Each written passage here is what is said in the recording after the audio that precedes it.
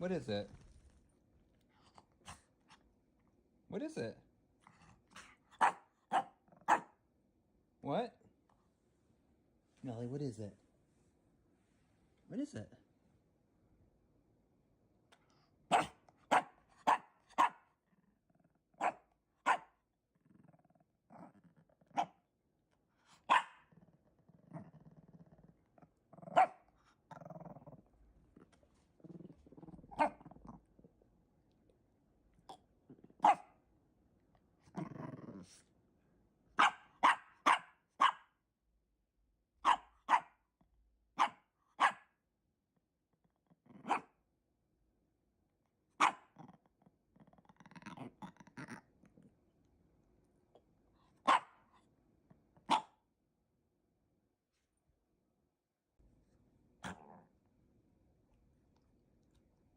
What is it?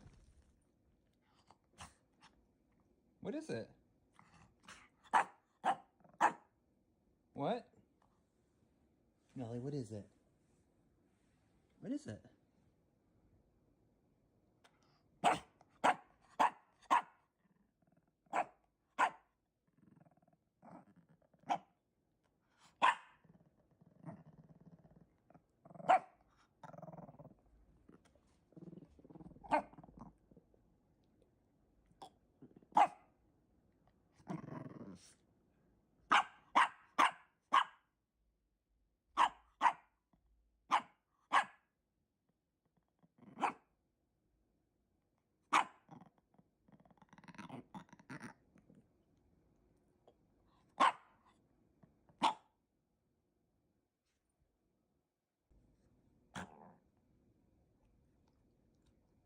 What is it?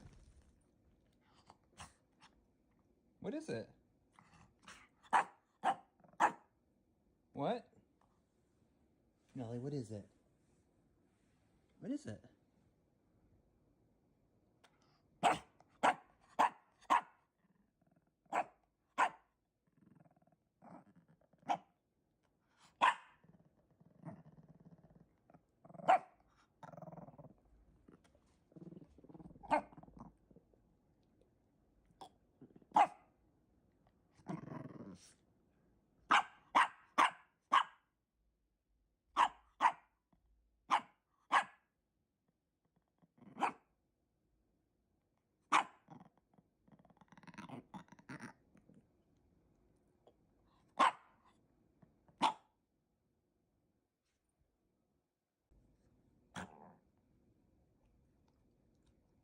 What is it?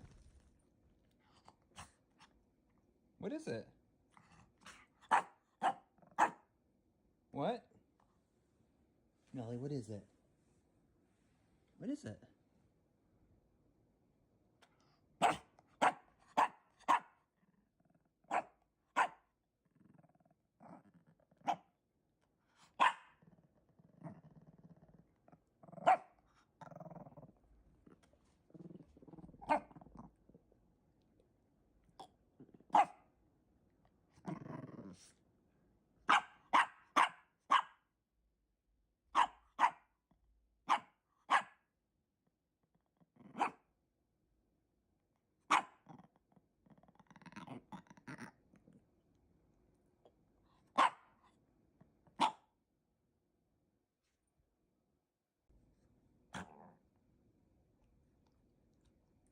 What is it?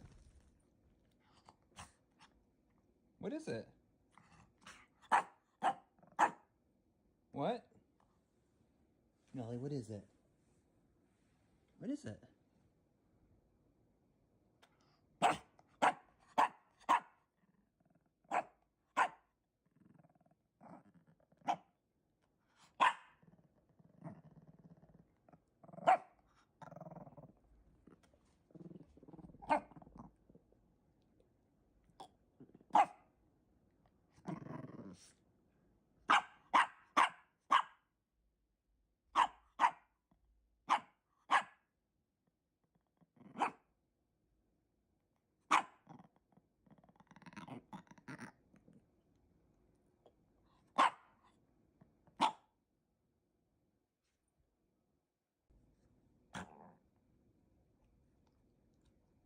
What is it?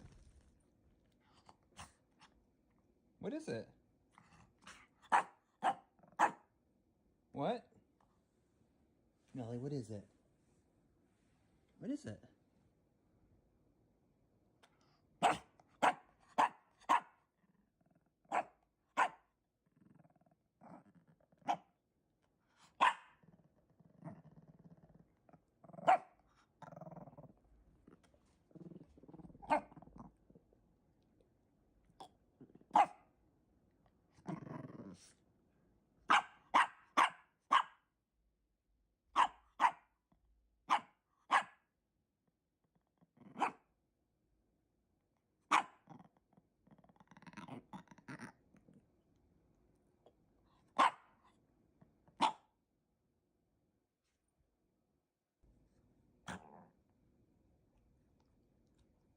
What is it? What is it? What?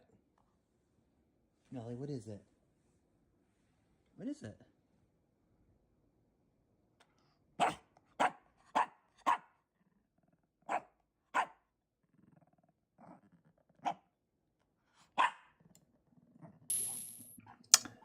Hey everybody, good evening, happy Sunday. How's it going? I'm like kind of off to the side here. Let me I can straighten myself out here. Oh, yeah. Oh, am I hearing myself? Look like I'm a little high up there. Oh, I need to mute the stream. There we go. There we go. Oh, no, I actually made it worse by moving my camera. I moved me right there. All right, that works. That'll work. It's better if I tilt. How's it going? Oh, well, yeah. I mean, I can always adjust you a little bit, but... All right. All right. So we got a little unboxing that happened at the very beginning of the stream here. Troy got the Christmas present I sent him. I didn't let him know that he was going to be receiving this. I'd mentioned it before, but you didn't think I was like really going to get it. No, I did not think you were actually going to like buy this or anything. But you showed it to me. Yeah. As a joke. You want to show everybody what you got? Yeah, well, I mean, you know, little do you know, I mean, or you do know how seriously I take my fried chicken. So you got me a seriously supersized giant food plush. And you know what it is? It's a big piece of chicken. It is. And look how, I mean, this image was on the Amazon listing. Look how this kid is like playing the chicken like a guitar. I feel as though it's going to disappoint, but it's kind of amazing. You know, you got to try. Mm-hmm. And so it's like encouraging you to collect all of Series 1. There's the sushi, the chicken, and the cheeseburger. And it's like you probably can't really tell on the stream, but I'm pretty sure the picture of the sushi is the actual plush. But I think the picture of the chicken and cheeseburger are just pictures of a chicken and cheeseburger. They aren't the pictures of the plushies. They might be the pictures that the plushies are based on. Yeah. But like they are not, like you can see how you can see like clearly see like the contour of the chicken and the cheeseburger. Like they're not the plushies. And I love like the KFC bucket stripes here. I mean, this is. I look at the kids is like, look at this. He's like pointing at it. It's like, oh my gosh. It looks like you could like smack somebody with that thing, like use it as like a baseball bat. And it claims to be. I've got a tape measure right here. It claims to be a 32-inch plush. Okay. Well, I mean, like they specifically say 32-inch. So I wonder, like, you know, I'll be impressive. I'll be impressed if it's like exactly 32 inches. It also says on the back. I mean, it's got some great marketing copy here. Well, first of all, the headline, which I guess I maybe sort of disapprove of, is winner winner chicken dinner.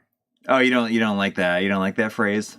Well, just because is it associated with anything other than Fortnite? Oh yeah. I mean, that saying has been around for a long time. Oh wow.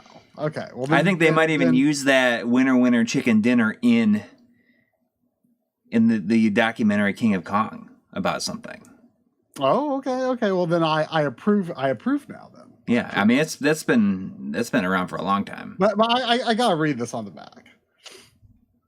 It says, "Which came first, the chicken or the leg? Whatever you decide, it's totally fine with the seriously supersized 100% stuffed drumstick plush." It's 100% stuffed. What do you think it means by 100% stuffed? Yeah, there's no empty space in there. What else? Yeah, what else are they putting in there? What else could be in it? Like what if it was stuffed with fried chicken?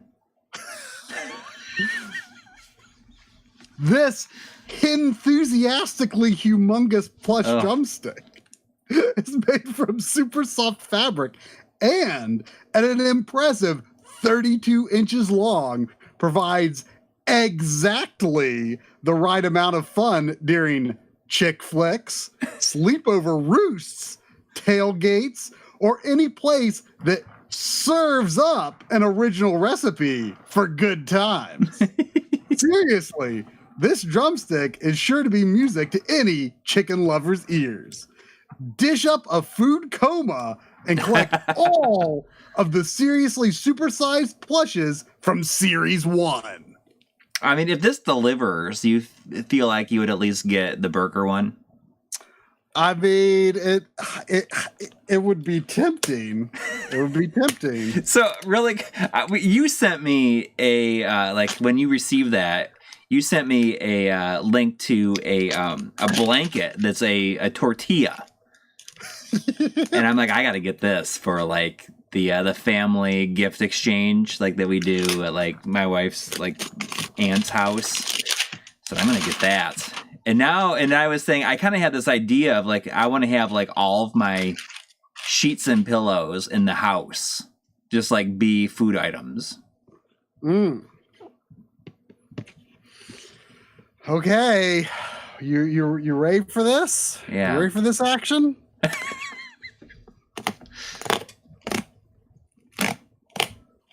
I bet it's going to smell real bad. See, I bet it smells like chemicals. I mean, you know, this has like really legit English on here. Like I mean, this you'd almost think that it's like a real product. Yeah. Well, it says all new materials, polyester fiber. Do you think that photo that they use for the chicken? They've got a Facebook, a Twitter, an Instagram, and a Pinterest. Oh, we should have tagged them. I'll tag them on the Instagram. On the bottom, I mean, it says made in China, but the company address is in Boca Raton, Florida. Oh, okay. Get this. You want to know the street address? Yeah. 4850 T-Rex Avenue. Is that real, you think? Could that possibly be real? Kidding.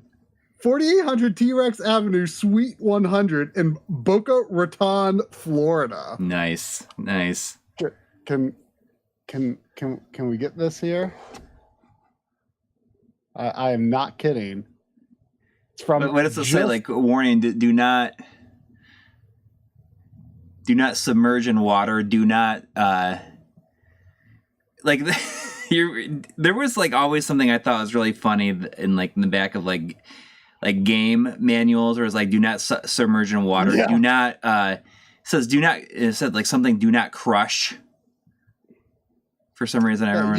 You can for questions or comments, you can call 1-800-317-3245. All right. Or write to customer service at justplayproducts.com. You can visit them Q46. on the web at justplayproducts.com. Q46 in the chat is saying 100% real, and I know exactly where T-Rex Avenue is.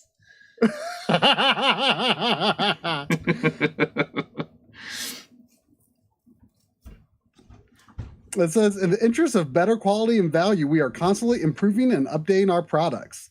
Consequently, pictures on this package may sometimes vary from the product enclosed. See, I was wondering if that's like if they take those photos or if they're just like get it from stock photos.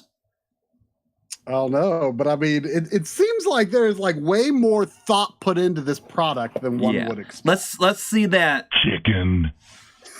Let's see that chicken. Like, I wonder if there's any hope of it ever becoming the form. Oh, it is like straight up in the like vacuum sealed. It is like a taco. I bet it's gonna take a long time for that thing to decompress, though. Look at that thing. Oh, we'll see what happens over the course of the stream. Oh, I'm getting worried. This is looking awfully ovular. Like, this looks more like a chicken sandwich patty. Like, where is my drumstick?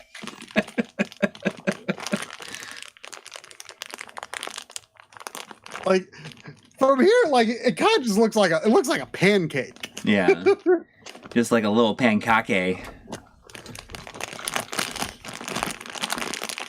Ugh. Or a big pancake. Get some stabbing action here.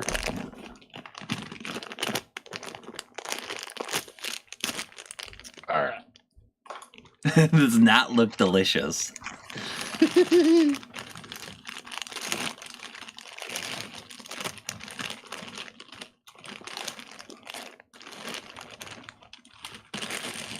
I mean, it does not look like it's delicious. Oh, there's the leg.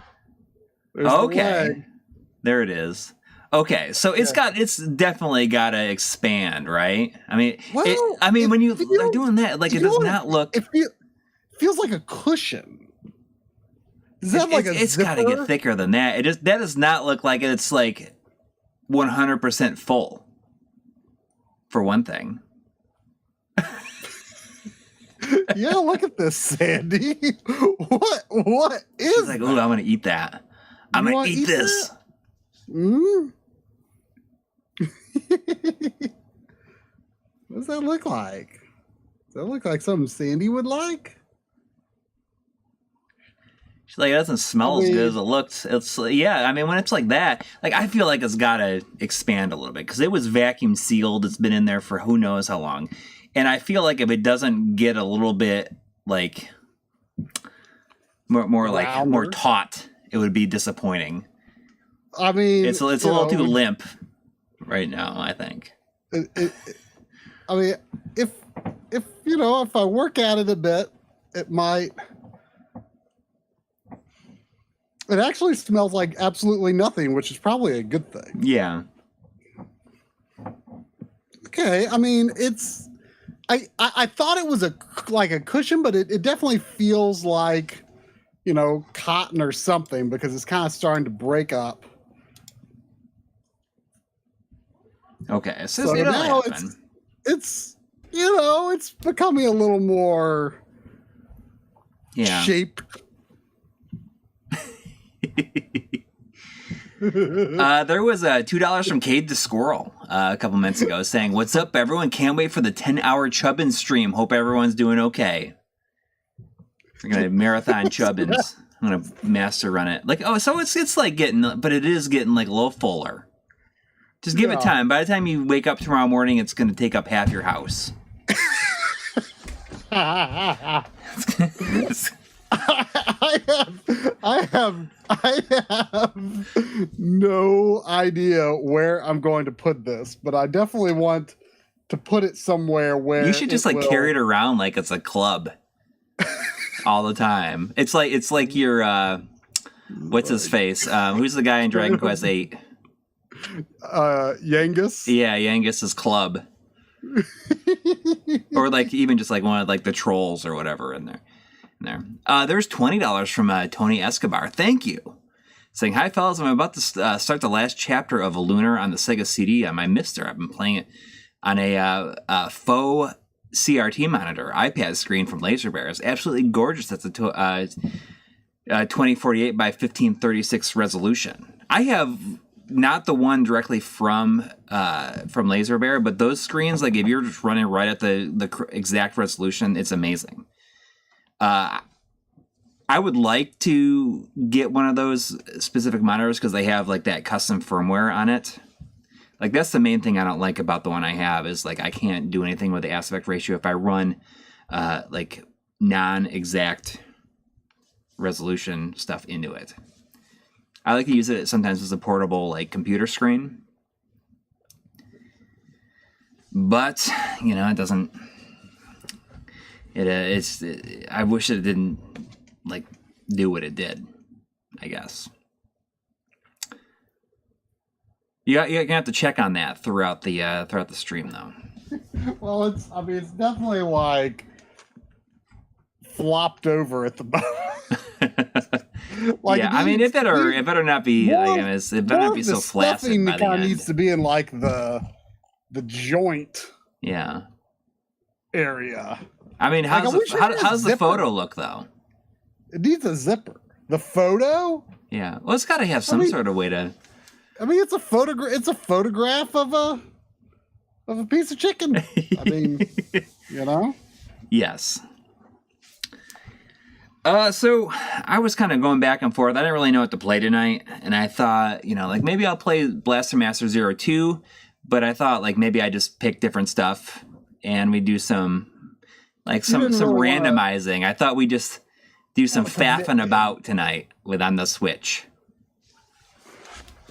I feel like that's a term I need to use more often. Faffing about. So Sandy went to the groomer Friday, which we'd never been to a. I mean, she had, you know, gotten her nails trimmed like at the vet, and there used to be. I used to have a lady that like actually like she went to people's houses and trimmed dog nails, but her prices got like way too expensive. Mm-hmm. And, you know, so I'd had her nails trimmed because I'm too much of a chicken to do it. Like I remember, you know, our dog we had growing up, you know, one time we actually cut, you know, a little too close and it looked fine. But then like after we were done, we're like, oh, there's blood on the floor. Oh, geez. So like, I'm just too much of a chicken to do it. Right. Yeah. And so, you know, so I was like, well, I need can't you like another option? Yeah, you can't cut the nails like too short, or else like they do bleed, right? Yeah. And the problem with, I don't know about Nelly, but the problem with Shelties is that they have like some clear nails and some black nails. Mm-hmm. And so you can clearly see where you can cut to on the clear nails, but on the black nails you can't. But anyway, so I'm too much of a chicken to do it myself, and so her nails had gotten kind of a little bit embarrassingly long, and so this groomer's near my house, has really good prices for nail trimming, but I thought, you know, I'll try like, you know, you can do just walk-in nail trims there. It's like $10 or something, but I was like, well, I'll take her there and I'll just see how the full groom goes. And they said she did pretty good. Like unfortunately, like they won't groom without giving them a bath, which me and my mom did when I was at their house for Thanksgiving. Because we were like, oh, she's going to be traumatized by blow drying because we've tried that before. And she doesn't like it. And so we're like, we should just give her a bath ourselves. And so we did. And then they're like, well, we don't really do anything without bathing, which I mean, I was kind of afraid of because, like, you know, it's part of their process and, you know, they want full control over the product, I guess. Right? Yeah, I mean, it makes sense, though. I mean, Yeah, but they said that she actually did pretty good with the drying. They used kind of the low-intensity dryer. But yeah, she. I mean, I guess did pretty good. But I was pretty nervous after dropping her off. Like I was just kind of like, oh my gosh, what have I done? Like I was feeling kind of guilty and depressed until I picked her up and she was okay. But yeah, so she's her first trimmed back a bit. Kind of looked a little more like she did when she was like 1 year old before everything was like just so insanely long.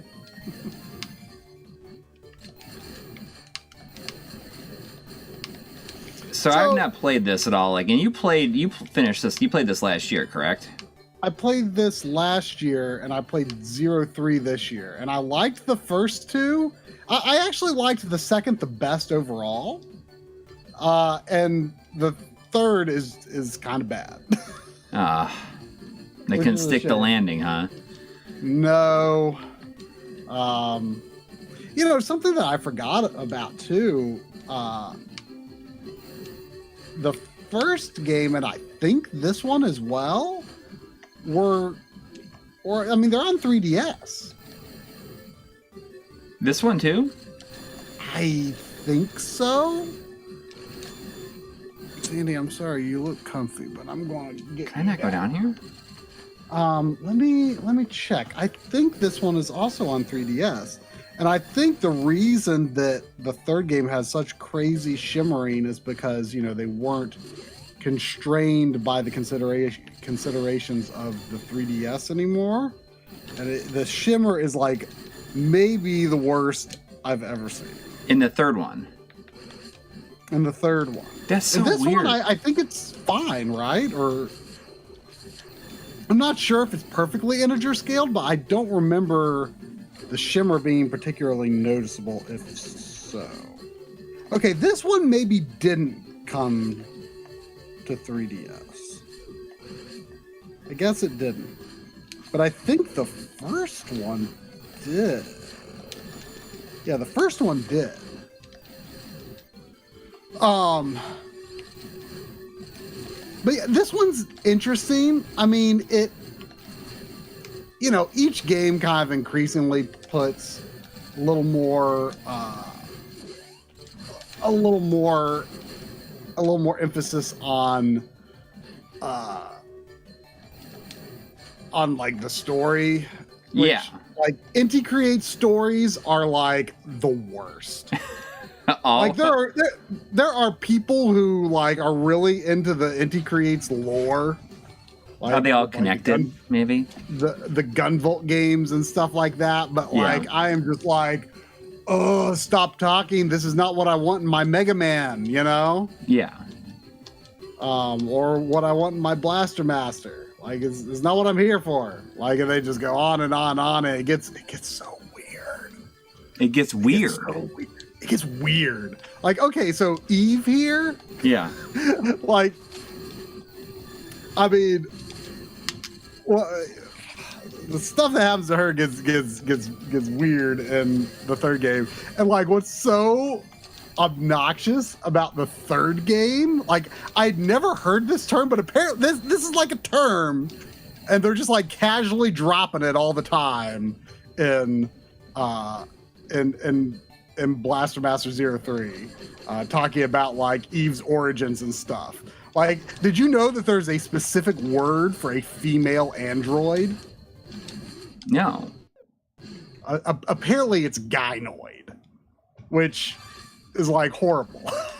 Yeah. They just keep saying it. It's like, stop saying that word. Is that like the real term? Oh, come on. Like, apparently that's like the more technical term for a female android. Is it like never mentioned in previous games? I don't think that term is ever used in the previous games. Then all of a sudden they're just like saying that all the time. It's like don't say that word. Like, it doesn't. Yeah, it's can like we they not don't just have call to. her an android?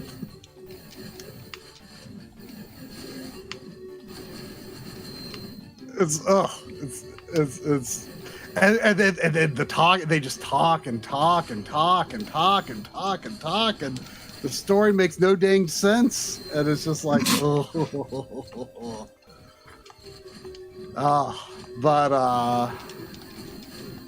but yeah, But I mean, aside from that, I mean, it's got the shimmers. Yeah. And I mean, here I can't really see anything like wrong. Yeah, I remember this being fine. And like the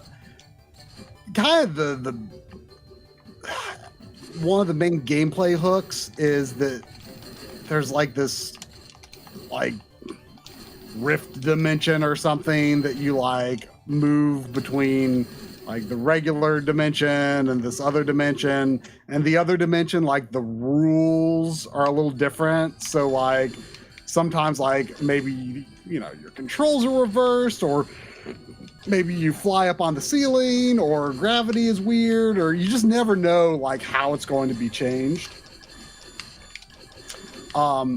Okay, so when you're in these overhead segments, when you see the X button prompt, hit that and you'll do this like dodge counterattack. Like, and you don't even have to be close to the enemy. Like sometimes you can even just like mash. Oh, weird. So you like do this like, dodge and attack. You lock onto them. Like, so you're not really aiming, it's more about the timing. Yeah. It's weird, but once you get used to it, it's pretty cool.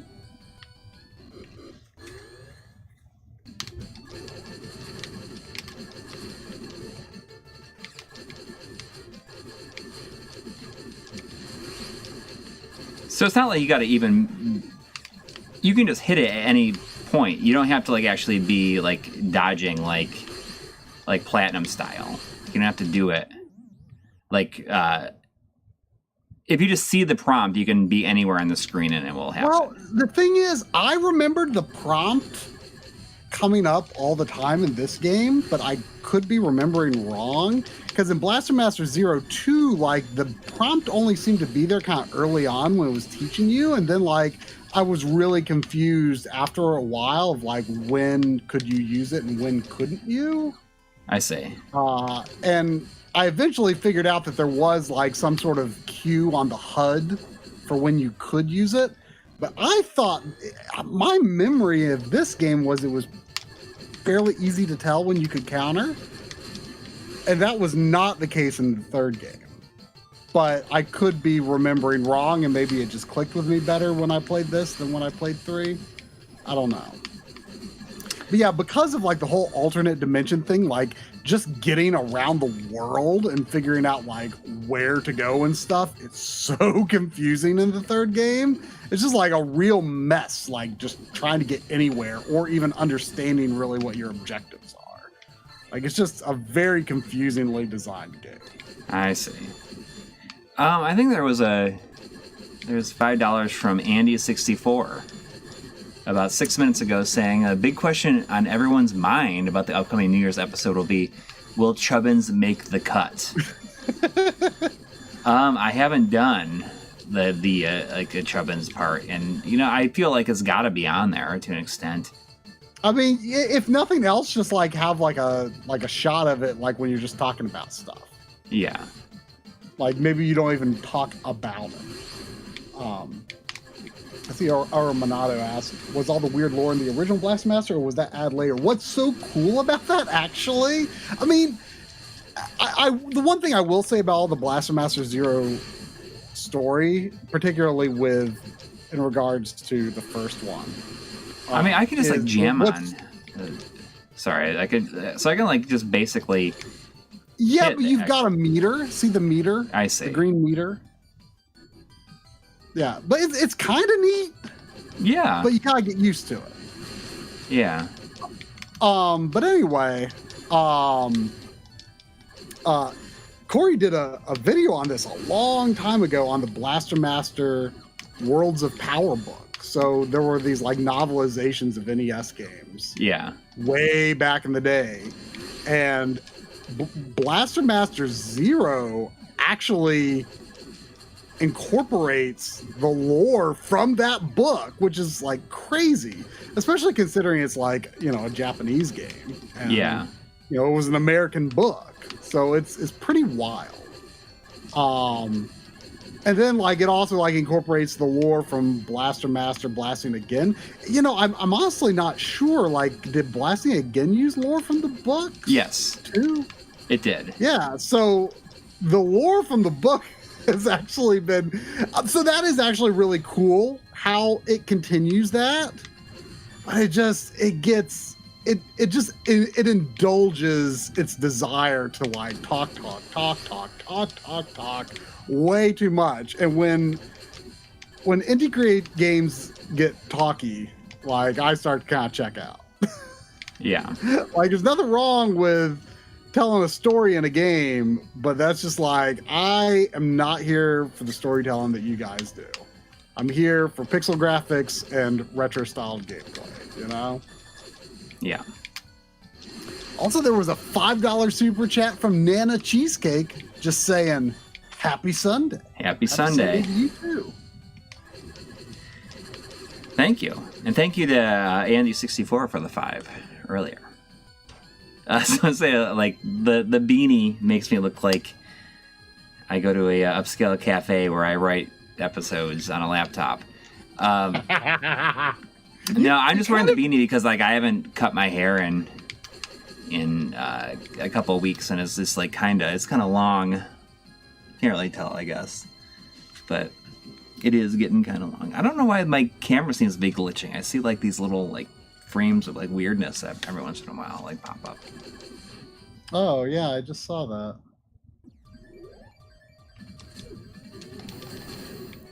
Is this longer than the first one, you think, or is it right around the same length? Probably, I'd say so. I mean, there's multiple planets in this one. Oh, okay. Which I thought was kind of cool. Yeah. Like instead of like the different zones that you normally have in Blaster Master, this has like, you know, different planets. Yeah. So what I thought was cool about this one was, you know, the first game kind of just felt like a remake of the original. Yeah, but it did its own thing at times. It did, but I also kind of it was essentially it was supposed to be a remake.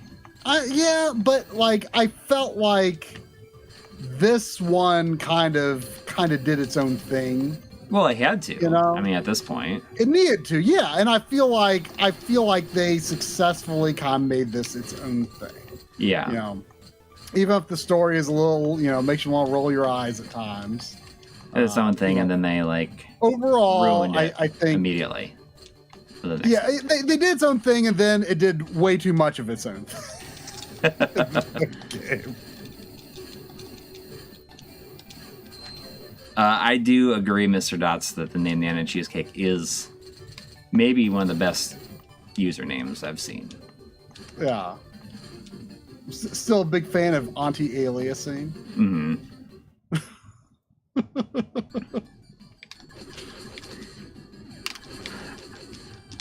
I kind of like hate that he wears ludicrous fool. Yes, that's a very good one too.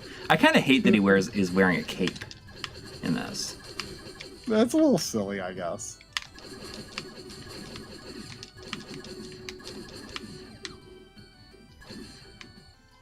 But yeah, this one, you know, it's like any creates finally like you know, taking Blaster Master to new places, and I think for the most part it works.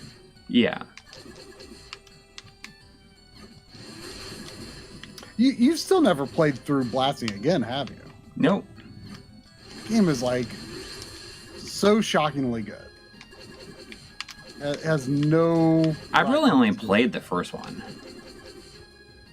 I mean, that's normal. Well, I mean, you played through 0. Oh yeah, I mean yes, but that's like, you know, I just consider that almost the same because it's essentially, you know. But like the same in a way. The biggest flaw with Blasting again are the on foot areas. Yeah. Like, the controls are a little weird, but manageable. But like for the most part, it's just like a shockingly good conversion of the Blaster Master concept into 3D. Like the controls great, it looks great. It's pretty great.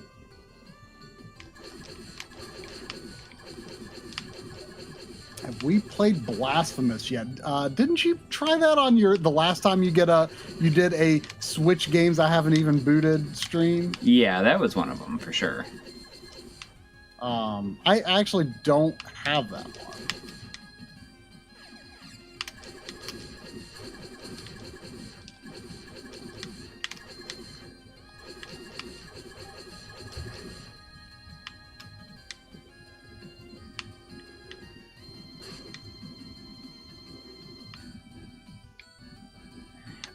Oh, so you want to like? I think that people are probably wondering why your episode wasn't out this week. You might wanna... Oh yeah, so I had gone into a little bit last week. Well, talking about the problems, but I felt confident that I was going to be able to surmount those problems, but I couldn't. So basically, like trying to get Windows XP to work at all on any machine that I have ended in failure. And I like. And you can imagine the Smash Brothers guy saying it. Huh? You can when you say failure, you can imagine the announcer from Smash saying it. Failure. Yeah, like I even went like I went to thrift stores. I went to like computer repair shops. Like, do you have anything for sale with Windows XP or with hardware old enough that would run Windows XP? And you know, one guy like this guy, I'm pretty convinced is full of crap. But he, you know, he's like he was really old. I actually like back in college, before I had ever like dared to work on a computer myself, I went to his shop and got a RAM upgrade. But anyway, he's like, you can install XP on any computer. I'm like, oh, okay. And you're like, shut up. Oh, hey, Chris is here. Welcome, Chris. Ah. But anyway, I cannot do this episode without Windows XP. But I've not given up on it. It's just I'm not going to have a working solution. I just can't waste any more time on it. Yeah. So it's back to Analog Frontiers Part 4 and 2 episodes that we're hoping. Yeah, I don't know for sure if it will be able to happen this year or not, but it'll be probably relatively soon in January, if not this month. We'll see how the timing of everything pans out. But we do want to do an episode on. You sent it to because you had a review sample, and then you were thinking about streaming it, but then we're like, it's not really even. You're not going to be able to really understand it from a stream, so. You sent what is it called? The 4K like Gamer Pro or whatever it is. Yeah, it's got a really generic name. Yeah. But like Bob did a video on it and was like, oh, this doesn't suck. Yeah. I don't know if it's exactly nearest neighbor scaling. I don't think it is, but we're going to give it a look. You sent it to me. It's not arrived yet. But you know, hopefully that'll be a short, simple video I can do sometime. They'll finally give me a reason to use the M cable. Yes. I mean, I don't know what to expect. I'll show them for what they are. I will be very skeptical as to whether the result is something that I will want to use on a regular basis. Right. But I'll show them for what they are, and we'll see what happens. Maybe I'll be surprised. And we're also expecting to get a review sample of the Crix RGB blaster for Famicom, which is a pretty interesting idea, which I would also imagine shouldn't be a very complicated subject to do. Yes. But anyway, we're going to Windows XP. Like Mr. Dots is saying, try to have like a computer repair place or computer parts place. And, you know, I went to many places and just no one had what I needed. And Henry Clark, I was actually trying to set up a virtual machine just before the stream last week, and it just finished installing. And then the problem I ran into was you can't use the host computer's disk drive to install software from, and you had to use like mount an ISO, and I can't rip my software CD, the 3D animation software that I need to use for this. I can't rip that software to an ISO because it seems to have some sort of copy protection. And it's really obscure software, so you're not going to find like a cracked version out there. Oh my gosh, this is going to send me all the way back. So yeah, I'm kind of at a dead end. I mean, I'd rather use a real computer than a virtual machine anyway. So,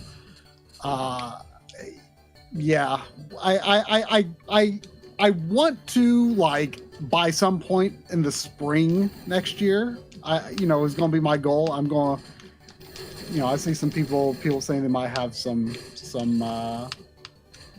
ideas for me, so we can chat like Henry Clark and all. I'm sure just, I will casually be pursuing a solution between now and the spring, so that when I am ready to do this video, I will be able to do it. But so that's all I have to say about that for now. Basically, my Windows XP machine I had revived, stopped working. I thought it was the power supply. That didn't solve it. So I couldn't. XP installation failed. Both 32-bit and 64-bit versions failed on every other machine I tried to install it on, except for my Vista laptop. It did work on that, but there doesn't seem to be XP drivers for the graphics hardware in that laptop. So it runs like crap. So anyway, I wanted to get an episode out,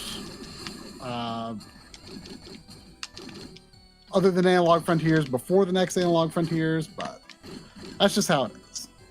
Oh yeah, did you notice too that there's like a whole bunch of like different that you like? I guess you saw with your like shortcut thing. There's like different guns that you. Yes. Yeah. Like rather than just like upgrading a single gun. Yeah. So you kind of have to figure out like what you like, and also like you get like different ammo for like different sub weapons and stuff. There was a $10 super chat from Robert Hernandez. Sorry, that was 5 minutes ago. I got to rambling. Saying, I feel you on the haircut issue, Corey. The burdens of a receding hairline cannot be understated. Being a dad certainly makes it harder to find time. Bald brotherhood for life. It ain't that bad, but just sometimes I decided to just like let my hair like just not cut it, and I'll have a beard for a minute. It's the same thing with my scruff. Yeah. Like I usually only shave a couple times a month. Who am I trying to impress? No one. So can I blow this stuff? I usually just. Yes, I can. I'll shave like a day or two before I shoot like my on-camera segments for a video. Yes. Like that's usually like the impetus for shaving. Either that or it's just itchy and annoying and I want it gone.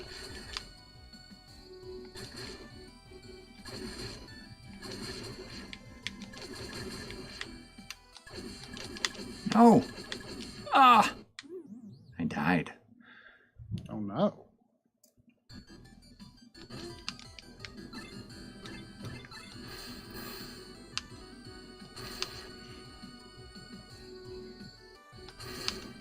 I mean, let me know when you think I should move on to something else. Hey, it's totally up to you. Do you have a stack of games that you were thinking of? I'm kind of curious to see what all's on the pile. I actually don't. Like, I'm just gonna. You're just gonna go to the shelf and see what you grab. Yeah. Like I think literally. The game saves when you go in and out of. I'm sure it saved.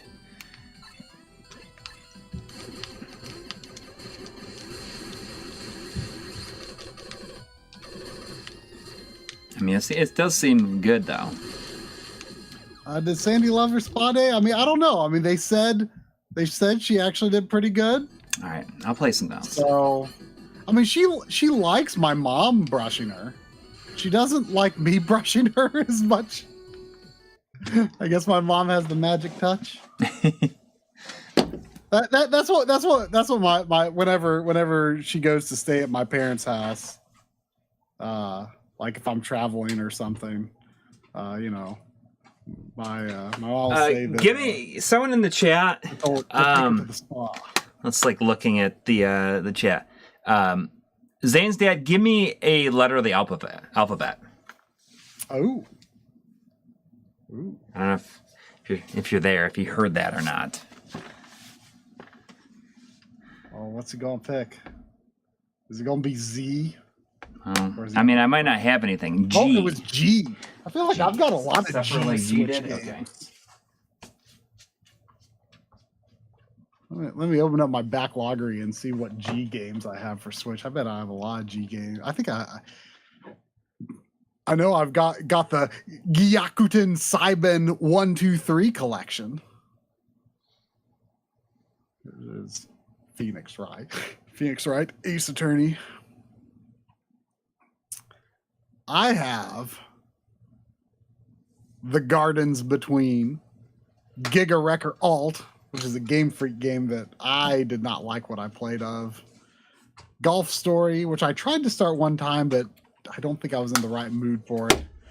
The Grandia HD collection. So far, we're not hitting home runs with the G's. Gardens Between was okay. Grapple Dog was good. I beat that. Was it Thanksgiving Day? It might have been Thanksgiving Day. Grapple Dog was good. The Great Ace Attorney Chronicles. Guacamelee 1-2 Punch collection. That's good. Gunlord X. I streamed that. I should, now that I've played through the Turken 1-2, Mega Turken, and Super Turken and liked them more than I thought I would, I should go back to Gunlord X and see if it clicks with me anymore. Gunvolt Chronicles, Luminous Avenger X. You ended up like, you accidentally got like 2 copies of that or something? Yeah, when I ordered from Limited Run, there was like 2 copies in there. So I was like, no, I'm done with Gunvolt, and so that's the only reason I ended up with that. And then the Gyakuten Saiben 1-2-3 Naruhodo selection. That's my favorite. That was my favorite thing from the M2 interviews, was because Phoenix Wright's Japanese name is Naruhodo, which means like, I see in Japanese. So when you were asking questions and the interpreter was translate, they go, Naruhodo. So did you get this? Did you get what I'm playing? Oh, Gato Roboto? Yeah. It was who did it? What's their face? Not Strictly Limited, but the Special Reserve did it. Because it's a Devolver game.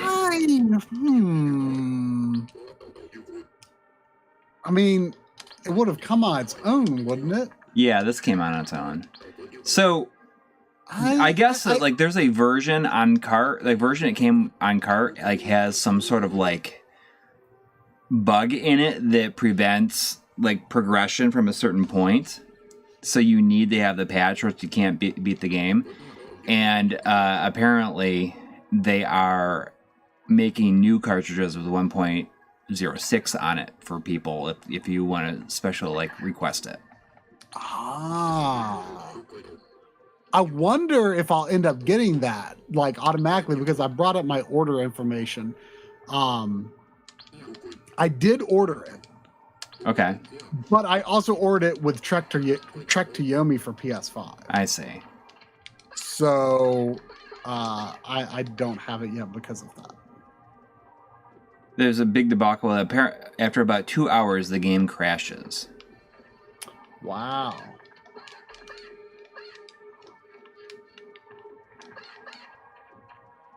Yeah, that's rough. So I wonder,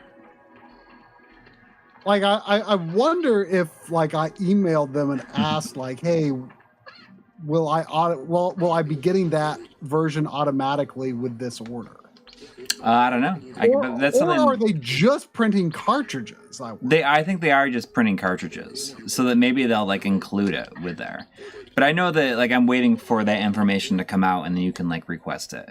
They said only request it if you really want it, though. If you like really care. Yeah, I should contact them and ask, just because this order isn't shipped, and I don't know when it'll be shipped, but I would like that. You know what's funny? I didn't realize it. Like, that order is it's two black and white games. Oh yeah. So I didn't get Downwell with it. That would have been. Is this the same developer as Downwell? Because it looks like Downwell. I'm not familiar with that. Doinksoft. There was a 199.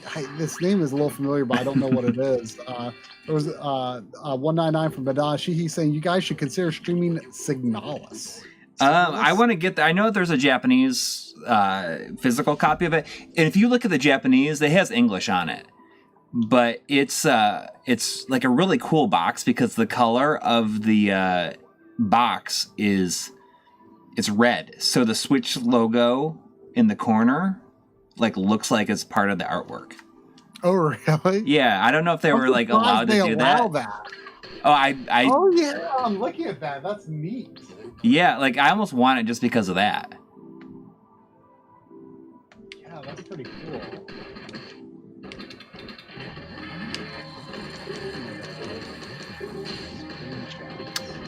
Oh, here's a trailer on Steam. Yeah, I've heard that it's very good. Is it like survival? It might be like a horror game, maybe not. Yes, it seems to be classified as survival horror. Does it run good on the Switch for anybody who's played it? Is it only on Switch, or is it on like other systems? And I wonder if it runs as good. It's kind of got it. It looks like. You know what's kind of funny is like this is. It looks like Metal Gear Solid-ish, kind of. Yeah. Oh, it's on Game Pass. Looks pretty cool. Yeah, I've heard that it's very good. So there's a Japanese physical? Yeah, I'm sure that it's like going to get a US physical at some point. You know what's kind of funny is like you can jump out of your suit. It's like it's very similar to Blaster Master. Oh yeah.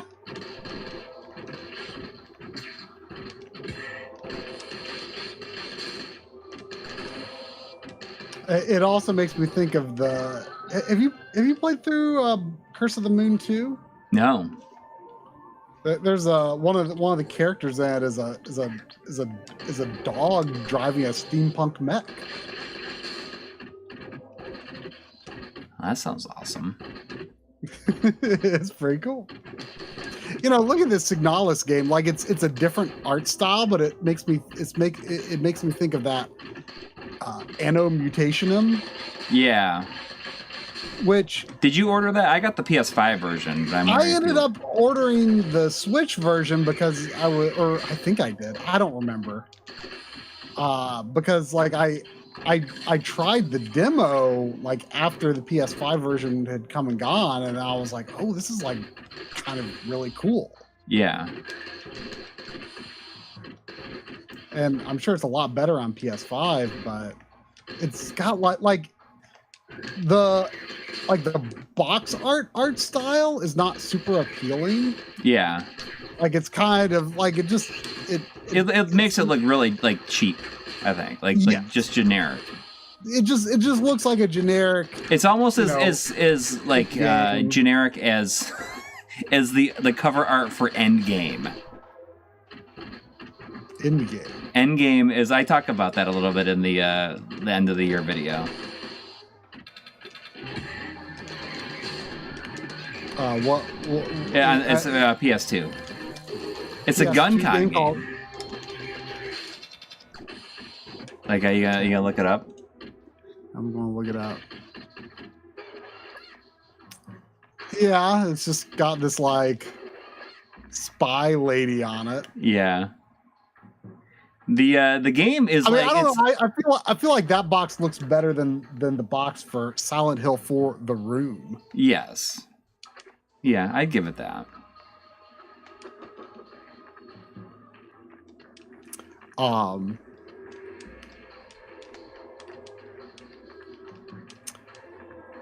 liking this so far.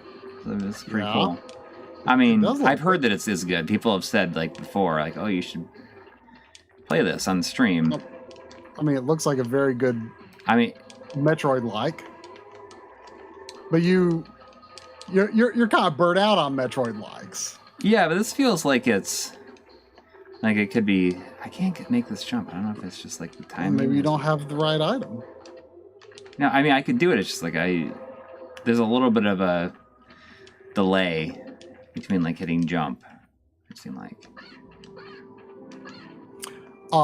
There was a $3 super chat from Cade the Squirrel. Thank you. Ah, thank you. Saying, you hear people go on a lot about underrated games, but what about underrated ports? One example I love is Mega Man 64. It enhances the music, shading, graphics, and controls over the PS1 version, as well as adding rumble with only a few texture and audio cuts. Interesting. I mean, that would be a good idea for an episode, I gotta say. Yeah, I mean, I've never really heard anyone say anything good about. I mean, I don't think I've ever tried it. I wouldn't have thought that the music would have been better. I would expect the voice acting to be a little more compressed for sure. But since the cutscenes are all real time, I mean, yeah, I could see it working. But I've never tried it. Like, I think part of it is I feel like Mega Man Legends, I don't think was particularly popular with like reviewers. And, you know, even though a friend had Mega Man Legends back in the day and I thought it was really cool, when reviews came out for Mega Man 64, they were really negative. And I think a lot of that was just people or reviewers for some reason not really liking that game, and I always thought it was great. You know, it's something that people clearly love today, but I feel like the reception when it actually came out was very mixed. So that's interesting. That makes me want to try that version. This game is awesome. I'm just going to say straight up right now that it's awesome. But if you look at that life bar, you can tell that it's not like. Ooh, there's some shimmer. Yeah, I mean, there's no scroll. It's not like a lot of scrolling, so you don't see it, but you can tell it's uneven based on that. Right. There would be shimmer. Yes.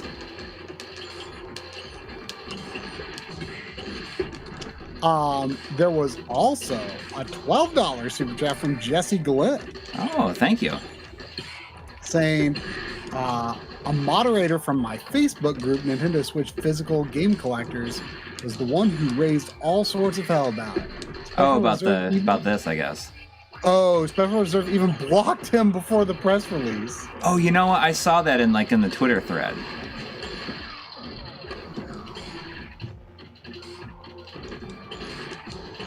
Because that's how I heard about it.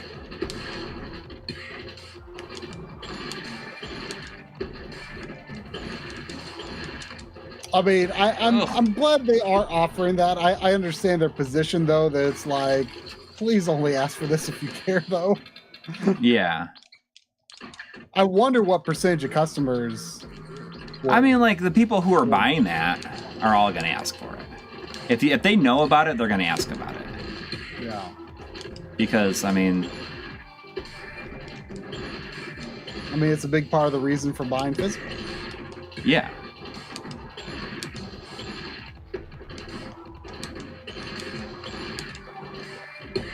Jeez. Dude guy, this is Gato Roboto.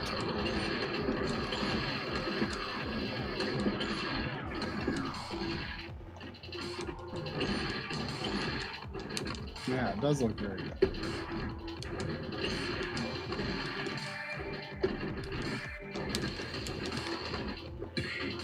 As someone who took Spanish in high school, I imagine that Gato and Chrono Trigger was not the first time that you learned that Gato in Spanish was cat. Right. It was for me, because I didn't take Spanish.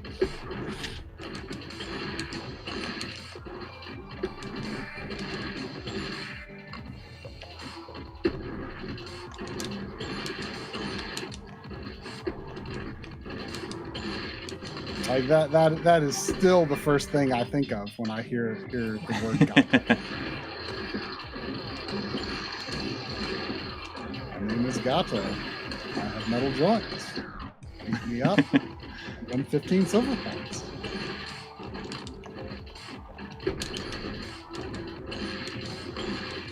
I'm really just trying to beat this guy. So I already died on him twice. Oh, come on. I saw someone say, I wish Gato Roboto was longer, which kind of has me excited. That it was what? Someone in the chat, I forget who it was, someone a few minutes ago said I wish Gato Roboto were longer, which has me kind of excited. Yeah.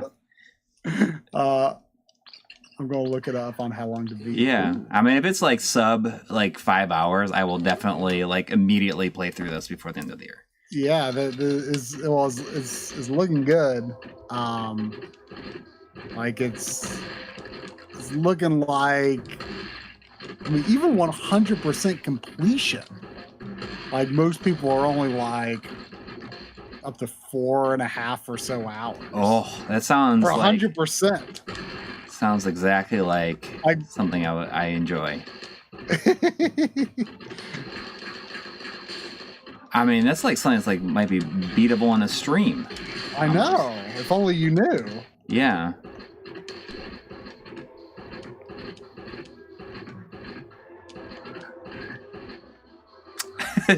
Show says, I watch every Sunday evening and buy something every time. Oh, he bought a copy of Gato Roboto? Oh, I don't know, but I bet he's looking at maybe buying it because of this. Or maybe, well, I say bought a copy. Can you still buy a copy? I'm not sure if they still have them. I'm pretty sure that it's like. Maybe he was talking about Signalis. Oh, maybe.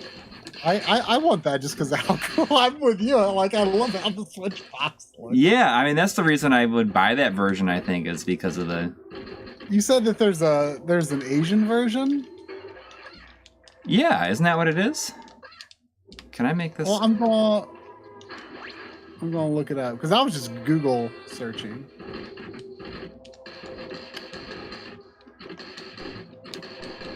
Oh, there's also a US version though. Oh, is it out? Well, it's pre-ordered, but it's on PlayAsia, so you could probably get it on Amazon or something. Yeah. Oh, hey, we got Artemio here. Oh. Always great to have you. Yeah, we gotta have him just like hang out on a stream, like actually with us. I can't believe it's like. Well, I mean, we've done it, but it wasn't like it was kind of a spur of the moment thing. Yeah. There was a $5 super chat from DT Playthroughs. Thank you. Thank you. Saying, happy holidays. I decorated the tree today with my Mario and Wind Waker ornaments. Y'all celebrate any favorite game-related ornaments you own? Yeah, you know, our buddy Sean Quinn actually sent like a couple of them to us the past few years. Yeah.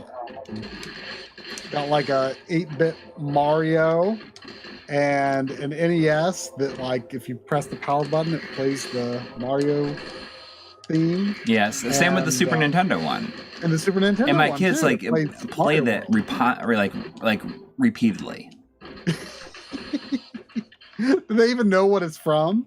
Yeah. Oh, yeah. I mean, for sure. I did not get one of those Genesis ones though. I got to get one of the Genesis ones.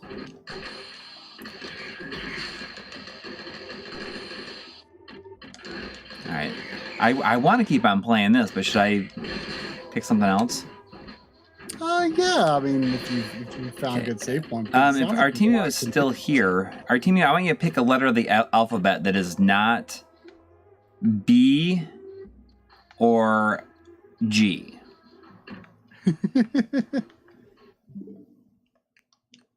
And if I have a game that is in that letter, I will play it. It's something I've not played. That's pretty good. I know. I do want to keep on playing this. I'm going to come back to this. I'm going to come back to this because it's awesome. I'm very impressed.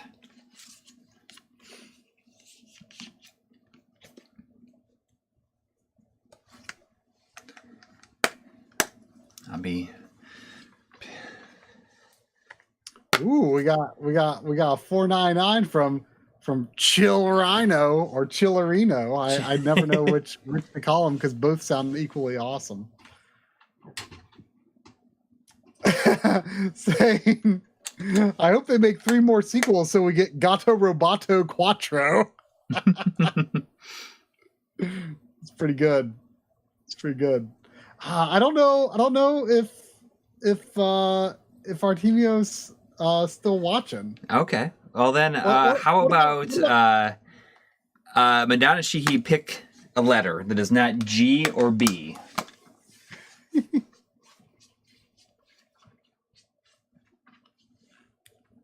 Let me know what it is.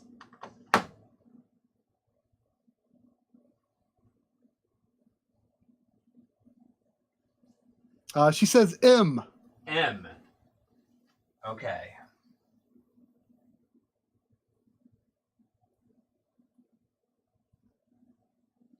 Hattori Hanzo also said if he left, just pick A for Artemio. Maybe you could do A for Artemio after M. Okay, I will.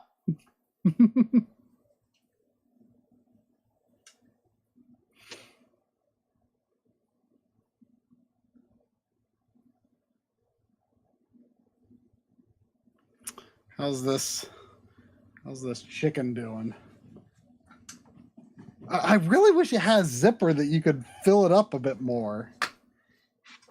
So I may have played this, but I'm not saying this is all games that I don't. If I played this, it was just for like a minute. This is like a Red Art Games that I bought based on it being a brawler, and it's like. I think I played it for a minute and thought, like, oh, this isn't that great. But you can't remember if you booted it or not? I think that I did, but I don't remember anything about it. Those Red Art Games are a little hit and miss. Yes. They have their moments. They definitely do publish some interesting. I mean, they're doing that. I mean, I don't know how good it is, but I mean, it's definitely noteworthy. They're doing the Euden Chronicles Rising.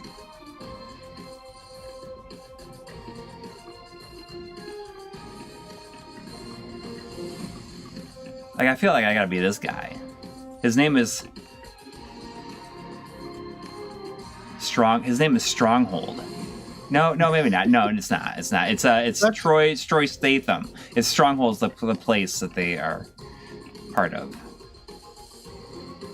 The organization. So I think the thing is that they're all like monsters. Like he's like part like werewolf.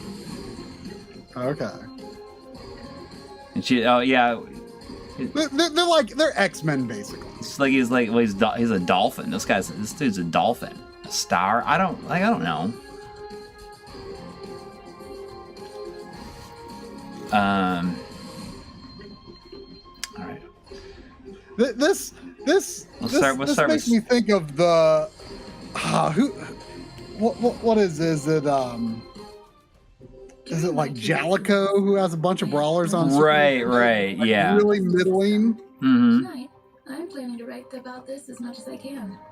Hashtag on patrol with that here comes trouble. Oh my gosh, she's like posting on Twitter. She said hashtag stronghold. Plain stupid to announce that we are out on patrol. I mean, hey, it's got voice acting. I mean, that's kind of impressive. Yeah. Yeah, coffee. Did someone say coffee? That's Yeah, like me every morning. Jumping Red Heart down. Games, like they definitely have some interesting. I really liked Inspector Waffles. That was Yeah, really, exactly. Yeah. I guess There that you was go. really good. Starts early. Uh, Robert Aria- Hernandez says, "I already hate this."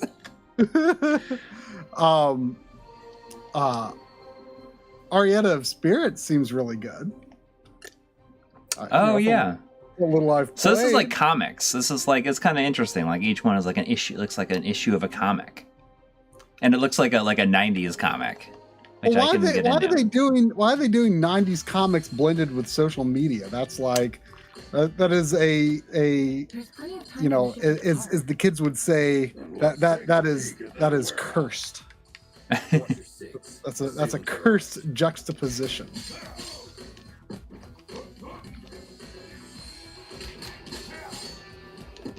I mean, I don't You're like, I don't hate it. hate the way it looks. I mean, it looks like a less animated Streets of Rage 4. Yeah, it's like a Streets of Rage 4 prototype. Yeah.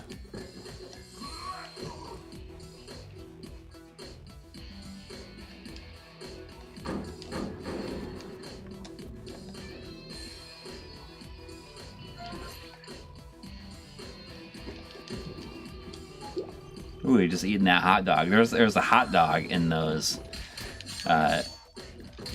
tires. I just watched you eat the apple. You know, I had a hot dog yesterday for the first time in forever. Oh yeah? Can't remember the last time I had a hot dog. Well, you know, normally Drum and Len and I have mummy dogs for Halloween. But because playing the quarry was such a all-day endeavor, we did pizza instead.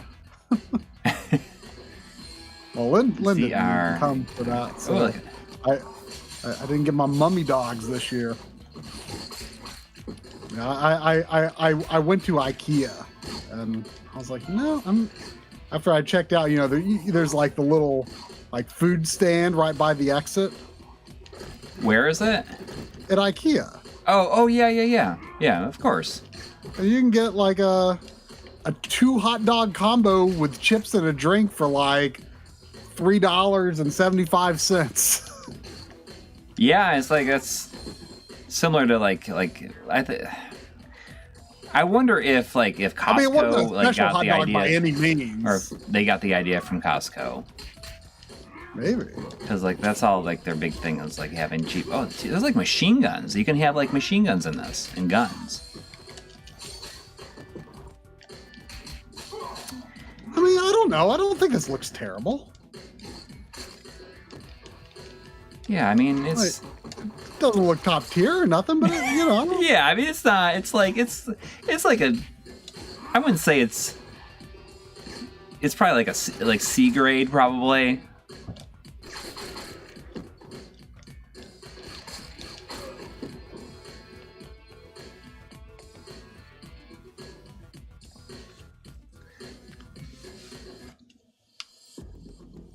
I mean, I don't know. No, IKEA always had cheap food at the exit. Yeah, I mean, I don't know about you, but like for me, IKEA is like a comparatively new experience. I mean, the IKEA around here has been open for probably a little over a decade, I'd say. Yeah. So it's probably been open like, I don't know, 12 or so years, I would guess. His name is Chainato. Okay, so they're all like superheroes or something. You just read my. It's Chainato. Chain Auto. But yeah, like there was an IKEA that we would pass, like back when I lived in Delaware, we would pass it on the way home from visiting family in North Carolina, but we never went there. Oh, yeah, there's block too. You can block in this.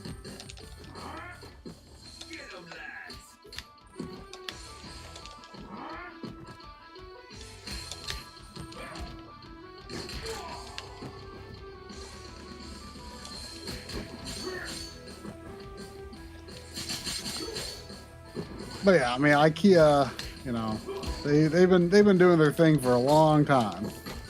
Yeah. Probably before Costco. Give up, Phoenotopia. Screw you. But your closest IKEA is in Cincinnati, I assume, right? Oh yeah, there's one in Westchester, which is like it's like 30 minutes away. It's like out by the Micro Center. Okay. Which I went to today for a little bit. Well, yeah, it's about the same distance from my house. It takes like 35-ish minutes to get there.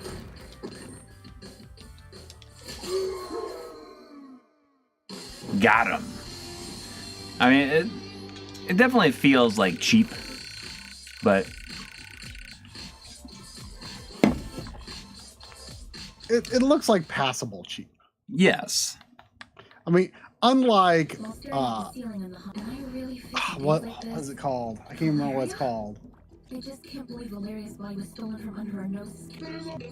Ravi and the whatever. That the bird, the owl black mage. Oh, so you can. That's right. You can choose like where you want to go. Oh, well, that's cool. But yeah, that black mage game with like the numbers inexplicably just like displayed. Yeah. Did that ever get patched? I wonder. I don't know. I should probably have complained about it, but like, surely someone else noticed. Yeah.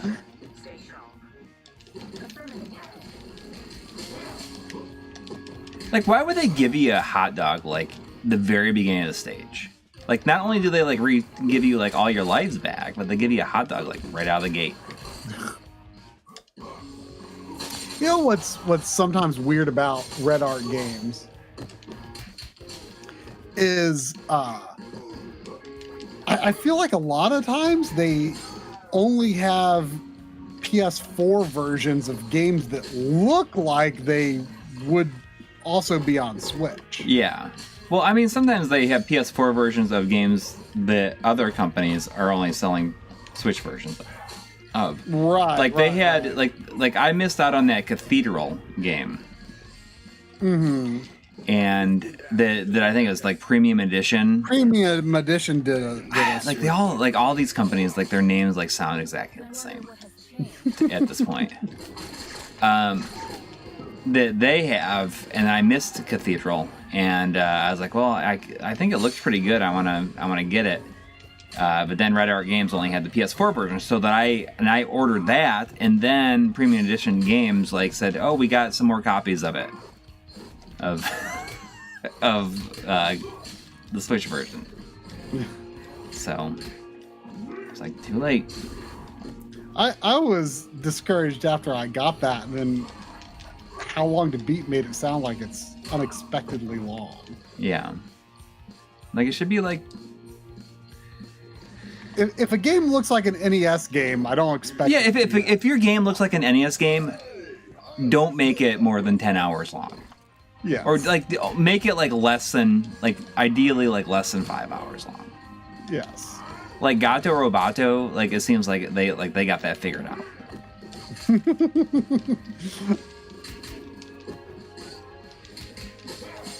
I kind of hate how that bridge looks. Oh, okay, I get it. It's not sloped. It's like it looks like the bridge should be sloped. Yeah, you just see through it. It's weird looking. Yeah.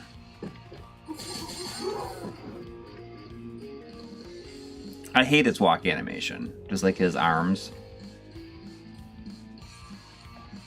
It's very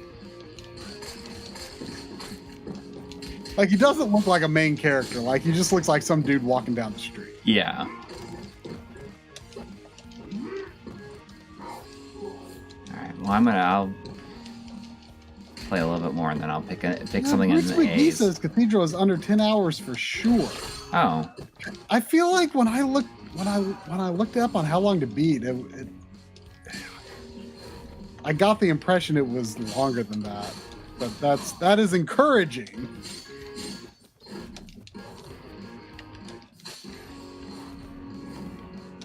I'm excited about that Wonderling from Premium Edition. Yeah, there's a Starbucks in this one. I tried the demo of that a while back, and it was pretty cool. What was it? The Wonderling, where like you play as a Goomba, basically. Oh, right. It seems pretty fun. I like that this seems to have like stat attributes. Like my armor was broken. Yeah, you've got like sometimes I bleed out or something like that. Right.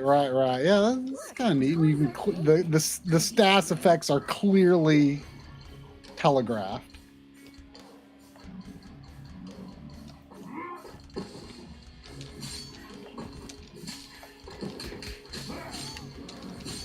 Danashi, he says, "Is this Kiss for real playing? Is it?"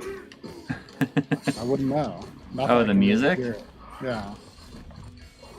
I don't know. If we get a copyright strike, then that's how you know, I guess, right? So.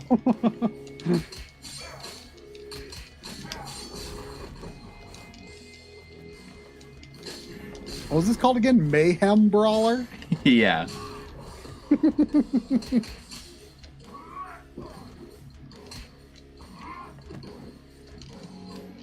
I think that I put this in with like another order, and that's the reason I went with it. I mean, this is certainly not the kind of game that I would have just like said, "Oh, I gotta have that." You know what I mean? It's like definitely something I saw like other stuff. Steven Groskopf? Yes, officer. I'm just skipping that. It's heavy caster. Oh, I'm gonna eat that. Eat that hot dog. Oh, get one of them hot dogs.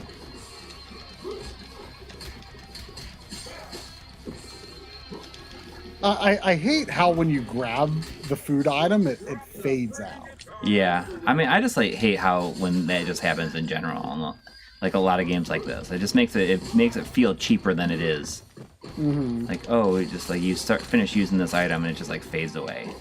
Yeah, it's like it you would it's like, oh, we're spending more effort on making it fade out and making it like not obtrusive or something. Yeah, all you gotta do, like, I almost feel like the way you can kind of see through that foreground, I feel like that looks cheaper than it should, too. You know, like that's common though. Yeah. That's common, but I don't necessarily love that either. Like, I don't even necessarily love it when, I mean, you said you didn't mind the dither in Bayonetta 3, but... Oh, you know, it's funny because, like, I've been kind of messing around with Pokemon Sword, because my kids are, like, way into Pokemon. I just, like, said, I'm just, like, gonna pop this in and like, actually try to play it for a little bit. Yeah. And that definitely uses dithering to make things transparent. Like, I noticed it on a tree yesterday when I was playing. Like, in the first, like, open area, like, it's when you move the camera and it has to turn transparent, it's just, like, dithering, like Bayonetta 3 style dithering.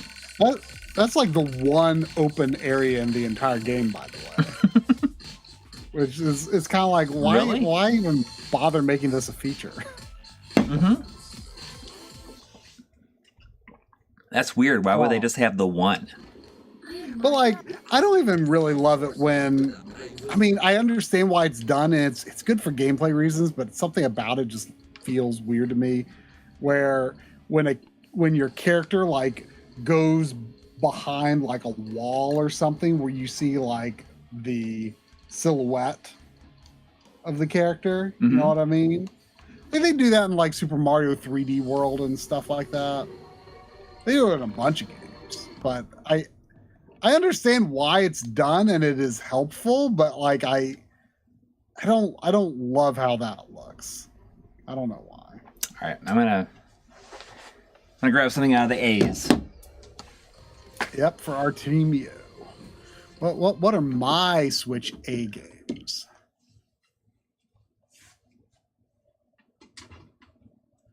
I've got, I don't think I have a ton of A's. Well, fair number. I've got Agalos, Alex Kidd and Miracle World DX, Animal Crossing New Horizons, Another World, Arcade Archives versus Super Mario Brothers, Arietta of Spirits, Astral Chain, and Axiom Verge. Oh, you're gonna love this. Oh no. Okay. This laugh has me excited. Is this gonna be something anyone in the chat has ever heard of? No, it goes back to we were just talking about this. Oh yes. It's got 4 of them on here. Oh man. Asdivine Hearts, Asdivine Hearts 2, Asdivine Dios, and Asdivine Minas? Yeah. Do I start with the first one? Yeah. Okay. We were like discussing this. Was it either yesterday or Friday? Yeah. We talk about this like not entirely infrequently, really. Where I don't have any of these, but like part of me wants some of them. So if anyone's ever noticed, Kimco just like cranks out. I think they're actually probably primarily designed for mobile devices first. Kimco just cranks out like one a month for sure. The most generic looking RPGs that are probably definitely made in RPG Maker.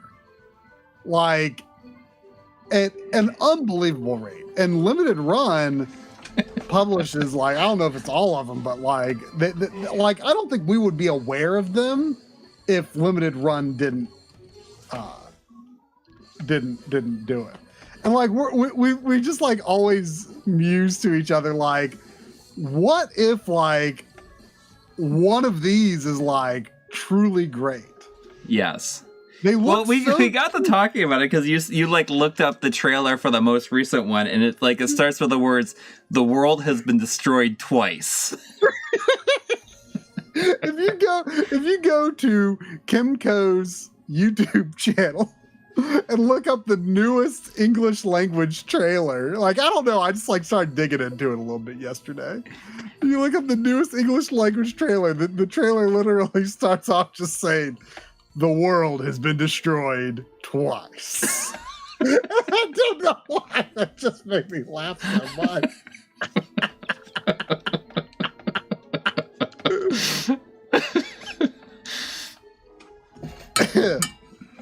I mean, this is, I gotta be honest, this is looking rougher than I feared.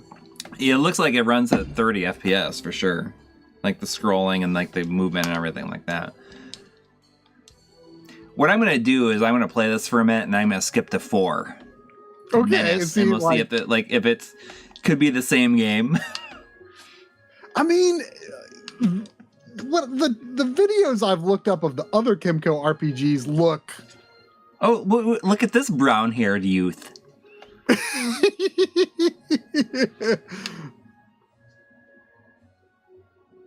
Brown-haired youth.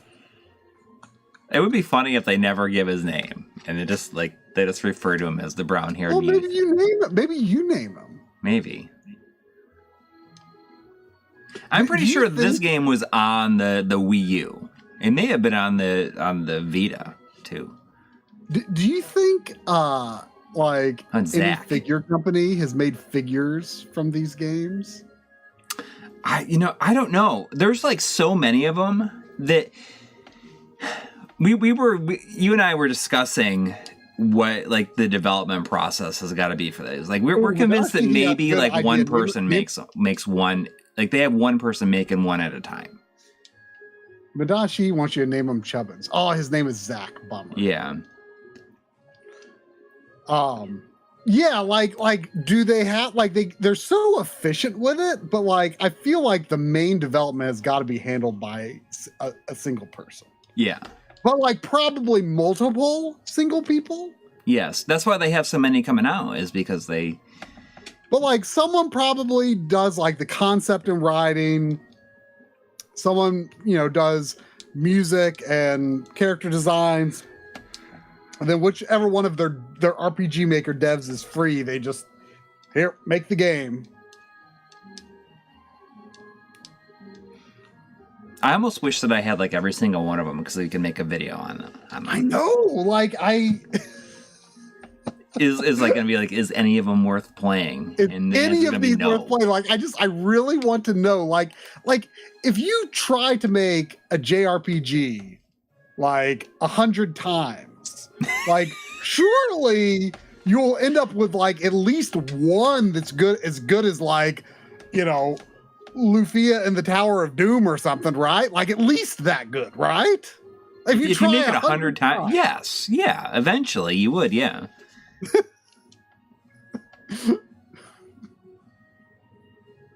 Like, what kind of annoys me? Like, I have never found online like a good complete list of limited run games releases. And I'm not sure. I mean, I like it. I'm not sure if we should just like find out what every Chemco. Like, I mean, there's got to be 30 of these, right? At this point, there's got to be 30 of them. At least. Oh, here's for some reason one of the first things that comes up if I Google search Chemco RPG list is a website called Video Chums. Oh, they have like a channel or something Games like published by Chemco.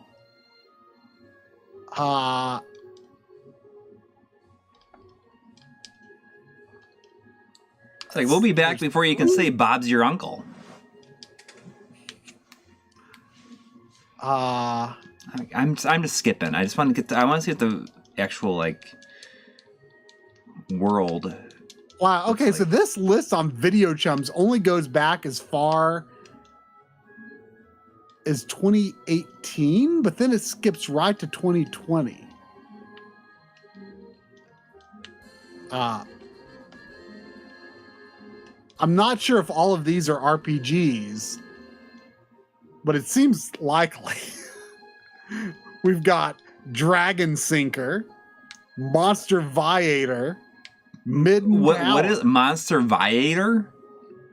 Monster Viator. Viator? I don't know how you say it. There is like serious like input lag like on your movement here. Really? Yeah. Well, you need to see if the... I mean, if it's 30 frames per second, that makes sense. It'd be interesting to see if the newest one improves it. Oh, there's a zoom. Look at that. I just want to see what the battle. But anyway, we've got Midden Tower, Alphadia Genesis, Liege Dragon, Dragon Lapis, Crystal Ortha, Ruinverse. Wait, what is it? Crystal Ruinverse? No, just Ruinverse. Oh, okay. Before that was Crystal Ortha. Blacksmith of the Sand Kingdom, Asdivine Cross, Chroma Quattern. That's the one that you were like laughing about. What is it? Chrono Quantern Nation or something like that? Quaternium, probably. I looked it up. Quaternium. It's a real word, though. Is it really? Yeah, quaternion. It's a real word. Quaternion. In mathematics, the quaternion number system extends the complex numbers. Quaternions were first described by the Irish mathematician William Rowan Hamilton in 1843 and applied to mechanics in three-dimensional space. Look at this battle. It doesn't look horrible. I kind of want to skip to like the fourth one to see if it improves, though. I mean, it seems like at least... that grid interface is pretty sloppy looking, though. Yeah, I mean, it's sloppy looking, just like in general. Quaternion, Alphadia Genesis 2, Armed Emeth. What is it? Armed Emeth. You've listed off at least 15, right? At this point. Well, hang on. I mean, this is only since 2020. And every time I like look at one of these, I'm like, is that an RPG? And then there's like a description underneath it. And like, I think these are reviews on this Video Chums website. And it says, another retro RPG is upon us. So I'm like, oh, okay. So it is an RPG. Asdivine Saga, Ghost Sync. And then again, I'm like, oh, is that RPG? And it says, it's time for another old school RPG. And this is a good one. Oh. It feels like this is like kind of hard to control. Justice Chronicles. That's something that should not be said in an RPG. Justice Chronicles? Yeah. Sword of Elpicia.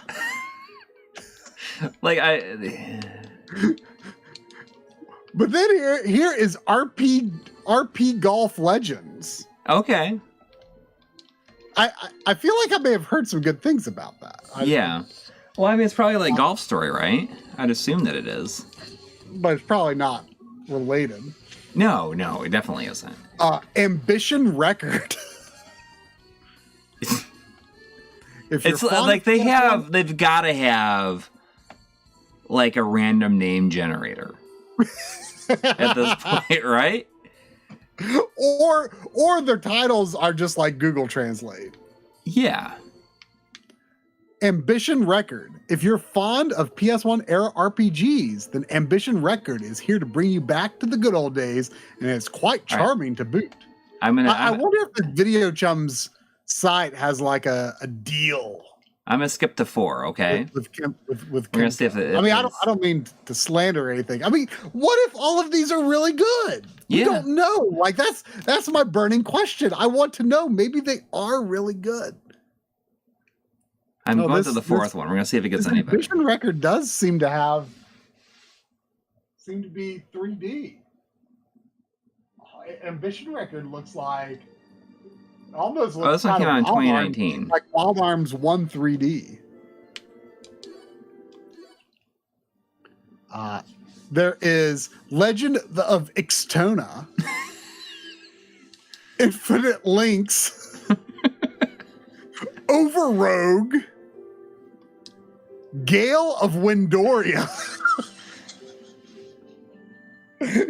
Gale of Windoria, Fairy Elements, Dragon Prana, and Silver Nornir. Look at him laying there. Look at his sprite laying down.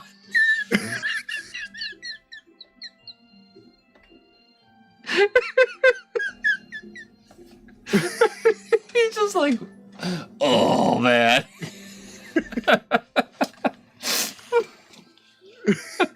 This girl kind of looks like what's it's her Moomy. face from Tales in the Sky.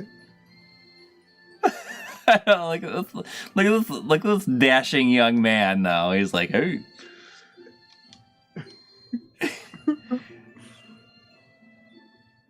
There's a couple of donations there. Yeah. Let me catch up.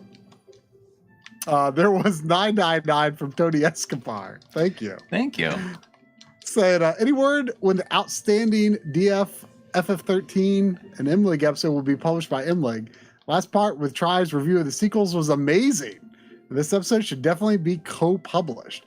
Well, it's only going to be on the DF channel, but what I can say for sure is that we will. I don't know if we'll be able to release early to our patrons, but It should be out like real soon, though. I think we like will publicly. be able to release the full video to our patrons. In other words, on the DF channel, they're going to break it up into like the public original version, game yeah. and then the sequel segment for the public release. But just like their patrons get, our patrons will be able to just watch the full thing. Yeah. I was telling John that they should release it on December 17th if they can. He sounded kind of into it because that is actually the 13th anniversary of the Japanese release. So I feel like, oof, look at that dirt tiling. Look at that tiling. It's like that's like some Pokemon Violet and Scarlet right there, right? There's definitely I don't feel like the input lag on this. Yeah, oh, that's good. I think in some of their later games they have like, I mean, not that I'm sure it still looks really cheap, but so I shouldn't say it looks good, but they have like, I think like limbs and stuff and like the battle animations and stuff that like rotate and skew and stuff. I mean, I'm sure it looks terrible, but I guess I'm just trying to say I think the later games do get more ambitious visually. Whether it's good or not is I need to know what the matter. battle looks like in this. Is there like kind of some scrolling stutter, or is it just the stream? It's just the frame rate. Like I just think that it like look at these. So the battle looks a lot better. That squirrel's just like sitting down. Yeah, the way that they're moving, it's just like morphing the sprite though. Like they're just yeah. Do you think it uses that M2 technology? No. What was it called? I don't remember what it is off the top of my head. I don't know why I can't remember what it is. But yeah, I mean, I bet we could ask and release that like sometime, like really soon, because now it's been on their Patreon for like several months. No. Well, we will try to investigate that this week, and if it does come out for our patrons early, so it will. He just like straight up like walks on top of the forest. Like it's not even showing like the trees. Oh, not even doing like the up to your waist in forest thing. Yeah.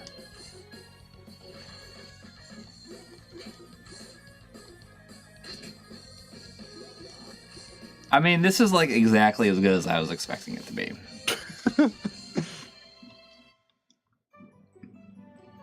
Do you think like there's definitely gotta be like a massive contingent of young people out there who would swear up and down that this looks better than Lunar on the Sega CD? Well, those people would definitely be wrong. I mean, they would be wrong, but dude, it's higher resolution. Yeah. Look at the smooth warblings of that squirrel tail.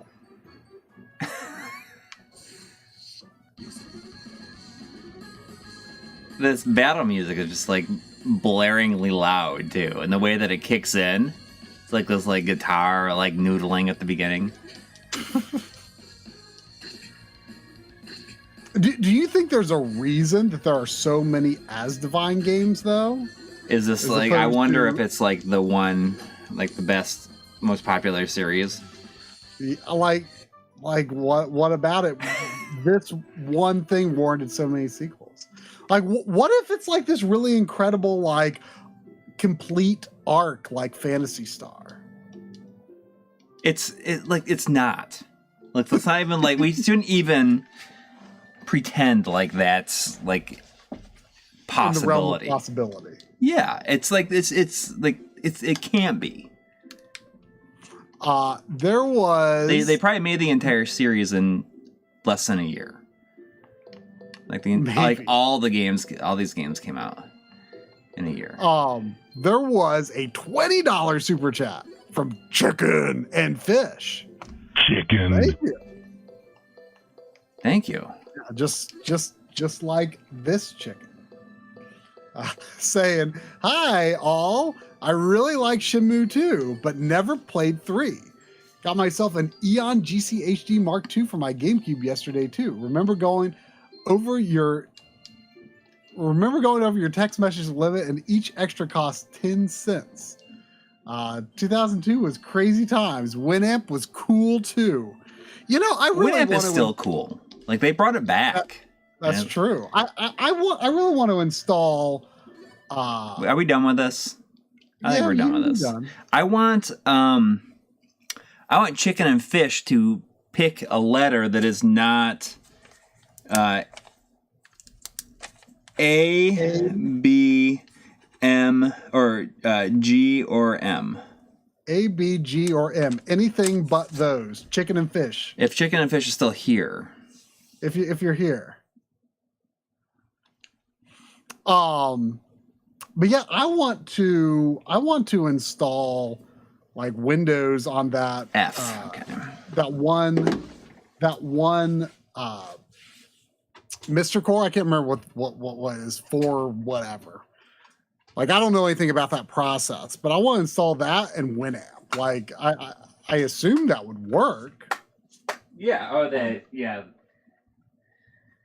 Like I think that would be really cool to do. Okay, so F. Oh no, but Dashi, he says something about Winamp is into NFTs. Oh no. Was that the only way that they were able to come back? It might not be Winamp of today, might not be the Winamp of yesterday.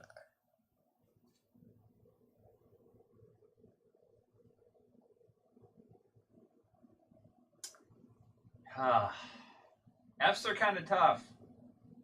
I've played some of it, but I'm gonna pick something I haven't played.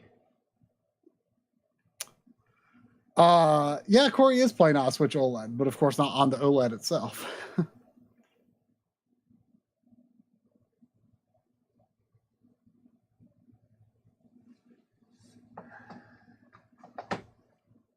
Or should I pick something that Just pick something. Okay. Okay. You sound unexcited about your F propositions.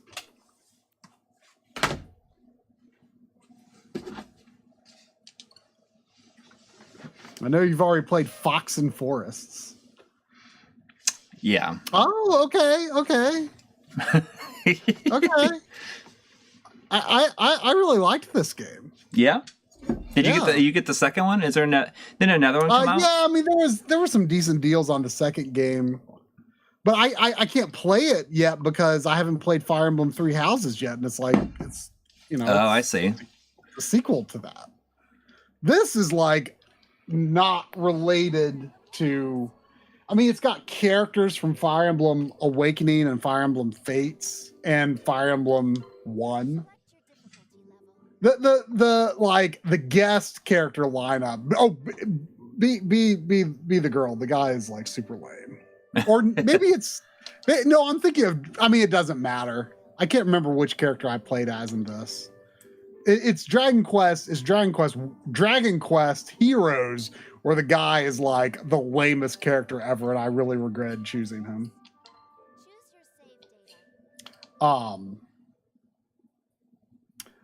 But like these two characters are like original like characters that are just you. But then like you like because it's a Warriors crossover game, you have to have characters from other dimensions coming in for some reason.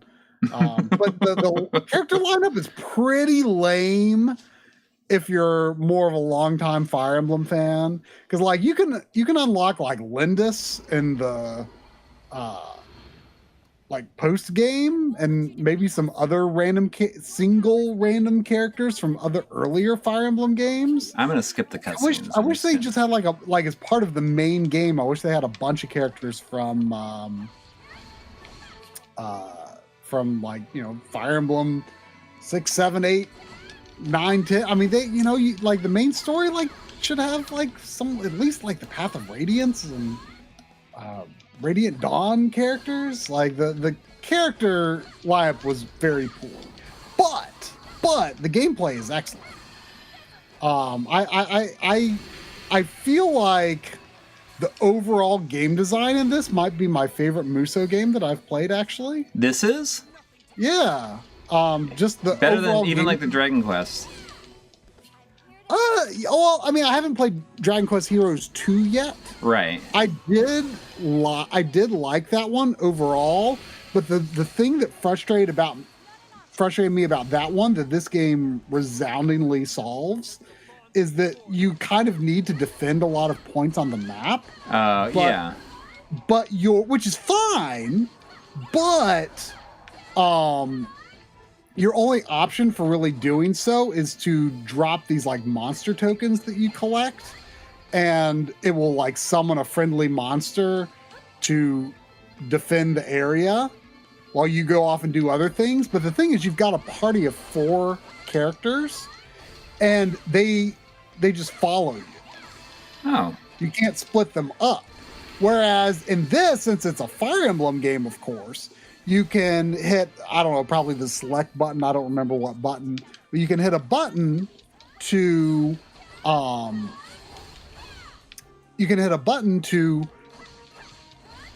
direct your characters, like go here, go here, go there. And then like you can focus on what you want to do. And then when you're done with that, maybe you like want to take control of one of the other characters who's like already in the midst of a battle somewhere else on the map, right?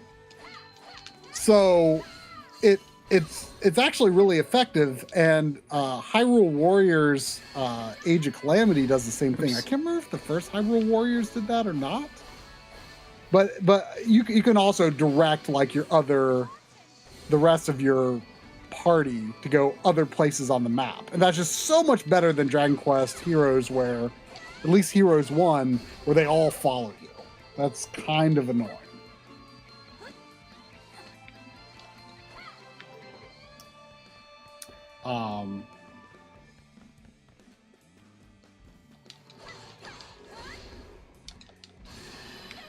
I mean, it seems fun. Like I haven't played any of the fully through any of the Fire Emblem games, so I wonder if like how much I would get out of it. But I think I bought I got like the big box, like because it was cheap for some reason, like the limited like special edition of this. I don't remember why I got it specifically, but it was like cheap. I think you could enjoy this without playing the main Fire Emblem games. I mean, Awakening is very, very good. I mean, I have like a bunch of them. Fates is, I think, kind of lousy, and the other half of the characters, well, not half, but like a third of the characters come from Fire Emblem Fates, and I don't really care for that one that much.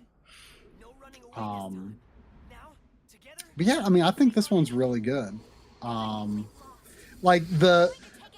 There's less interesting variety in how the different characters play compared to like the Zelda ones.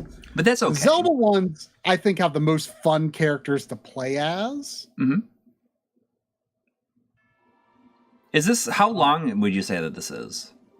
I mean, are these games really all that long? I've only played through Hyrule Warriors, and I don't remember very much. I feel like this one was not especially long. I did put this was easily shorter than like Age of Calamity, and I'm just skipping I think everything. Shorter than Dragon Quest Heroes 1. I mean, I thought this one was overall pretty straightforward. I mean, I feel like this, whether you've played Fire Emblem or not, I feel like this is actually a reasonably good starting Muso game, actually. in my opinion. Like this is a really good one, I think. But yeah, I can't play what's it called, Three Hopes, Right. Because I'm sure it's big time spoilers for Three Houses. I see. Because I only played Fire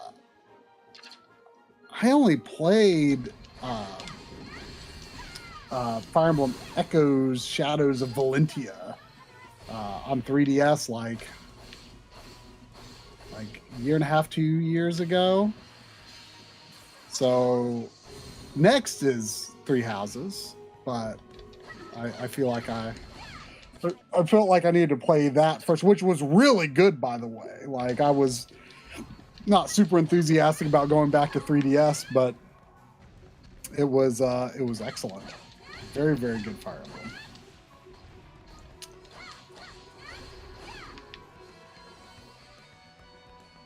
Matthias, I don't know how to say it, is Awakening the best Fire Emblem to start with.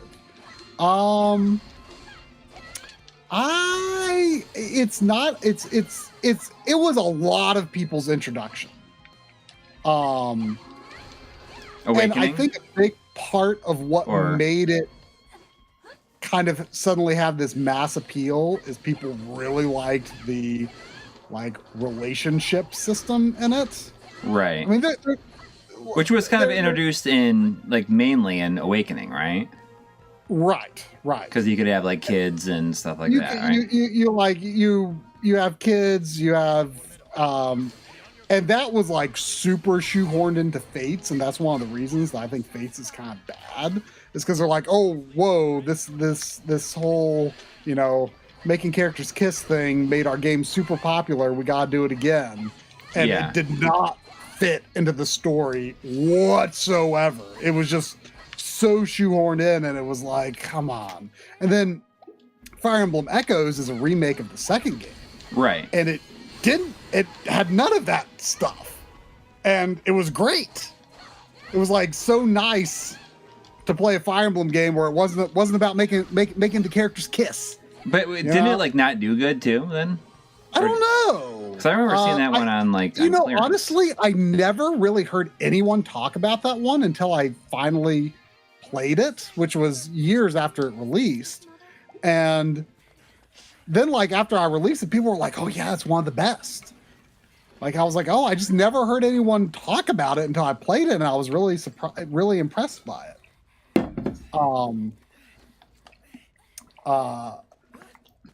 But yeah, so if you're really into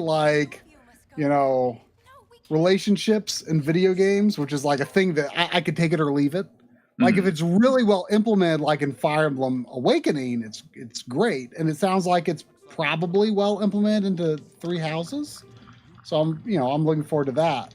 But if you're into that, Awakening is a good starter.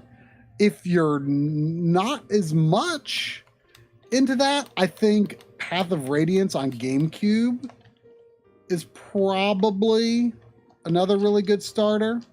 It also depends on what your feelings of are on permadeath.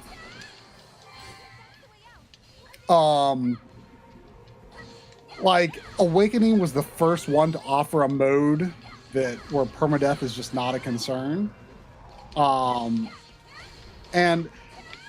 I struggled to get through any Fire Emblem game originally, on the GBA, until I embraced the permadeath thing. It's funny because permadeath is now a really popular thing with roguelikes and stuff, right? When the enemies disappear in this game, they dither. Oh. And fade away. Anyway, once I embraced permadeath, it was just I'm not resetting. I'm accepting what happens. I started enjoying the games much more because it was always oh, I got to reset and do this whole. But could you ever run into a situation where you cannot beat the game because of it? I got very nervous near the end of Radiant Dawn. That's the Wii game, and it's extremely long and quite difficult. It's one of the harder ones. And I got very nervous that I wasn't going to be able to do it because I lost a number of characters in the last several stages. And I was really worried. I came close to resetting, but I didn't do it. Yeah, Radiant Dawn on GameCube I think is a good starter. It's not especially difficult. I think Sacred Stones on GBA is relatively easy. That's the first one I beat, but it's also I think one of the least interesting ones. Mm-hmm. That was the second one on there, right? That's technically the third because the first GBA one is the one that Roy is from and from Smash Brothers, and that one never came out here. Oh, okay. But it is the next game, which is the first one we got. The one that's just called Fire Emblem here is actually Fire Emblem 7. And that's the one that has like Lindis and Eliwood and Hector, and that's a prequel to the game that Roy is from. I think that's a good starter because it was designed from the beginning knowing that this would be the first one that was released outside Japan. Oh, interesting. So like the first 10 chapters are actually like sort of a mini campaign starring Lindis, and like it's really meant to just kind of be like an overall Fire Emblem tutorial. So that's not a bad starting point. I mean, there are several good starting points. I would say the one that's just called Fire Emblem, that's the 7th game and the first one that released in the US on GBA. I would say Path of Radiance on GameCube and Awakening are probably the best starters. Although I would also throw Fire Emblem Echoes Shadows of Valentia in there. Because you can grind in it if you need to. If you don't level your characters carefully in Fire Emblem, you can get in trouble. Yeah. Because if you let powerful characters take the final hit, then you're depriving other weaker characters of experience. And the characters that start weaker generally have the most potential. I see. So if you don't, it encourages you to not just look at them and be like, I don't want to use them because or if you put the time kill in, everyone with the greater the risk, the better the reward. Right. You don't want to kill all of the enemies with your most powerful character. If you really need to, like, you can whittle down the other enemies with like a powerful character, and then let a weaker character get the kill. Something like that is a very valid strategy. But if you kind of screw up, Fire Emblem Echoes has like these little dungeons that you can revisit and grind in if you need to. So that could be a decent a starter, and it's also just a really good one. So I would definitely recommend Fire Emblem Echoes as a starter. And I can't speak to Three Houses since I haven't played it.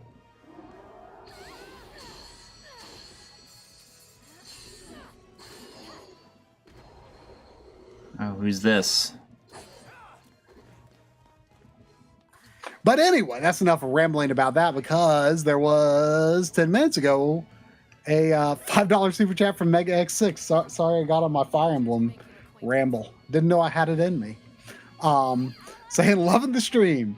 It's great seeing tidbits of different games, and of course I had to contribute during a Fire Emblem game. Yeah, that's why I think like these kind of streams are just always fun to do. Yeah, and they kind of like open your eyes to games that's like, oh, maybe I want to play this sooner than later, you know? Yeah.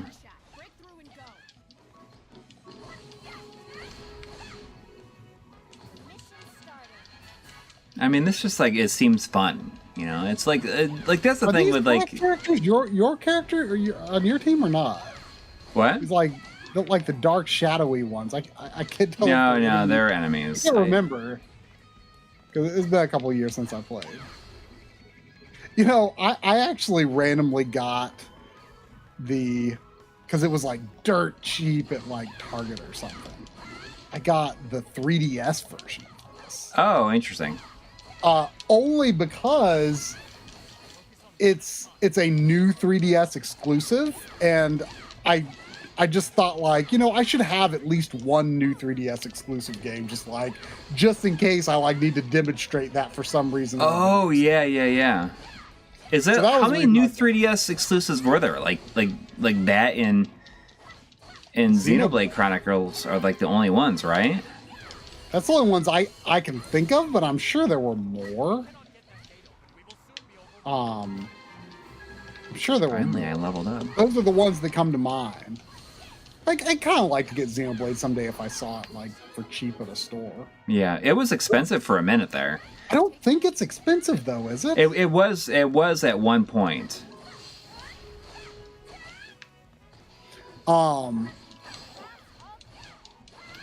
yeah, I mostly just got for that, and I played like the first 2 or 3 levels of it, and it was not as bad as I thought it would be.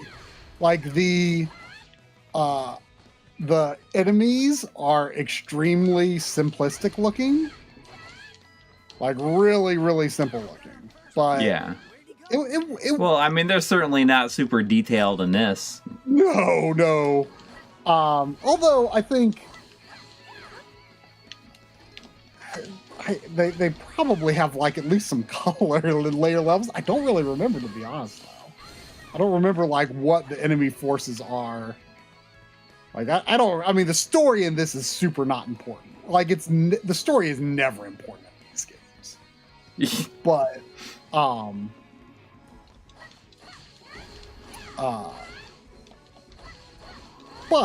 it was really fun to play. I enjoyed the light strategy elements, and I thought that the core basics of this one is one of the stronger Musos I've played for sure.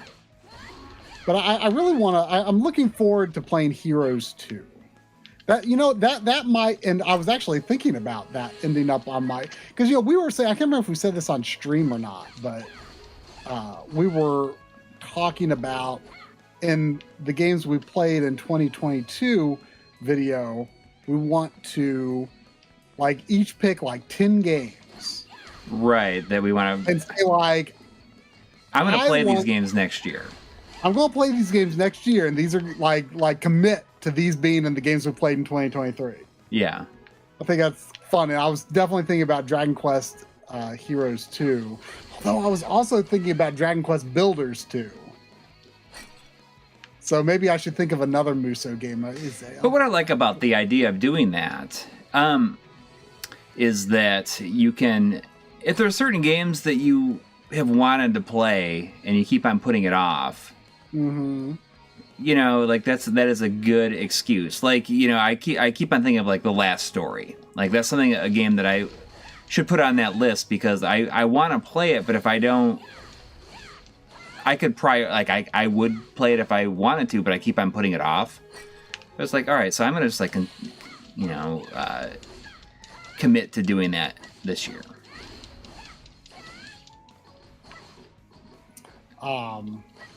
Hattori Hanzo says Persona Strikers. I played that, and it's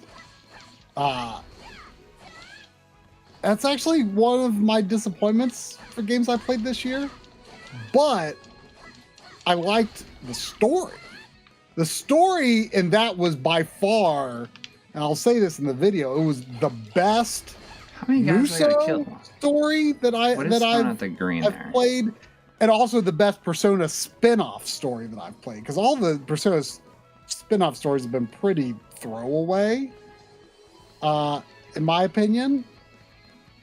And this one was really good. Like the core scenario of Persona 5 Strikers was great, but I thought that it missed the boat on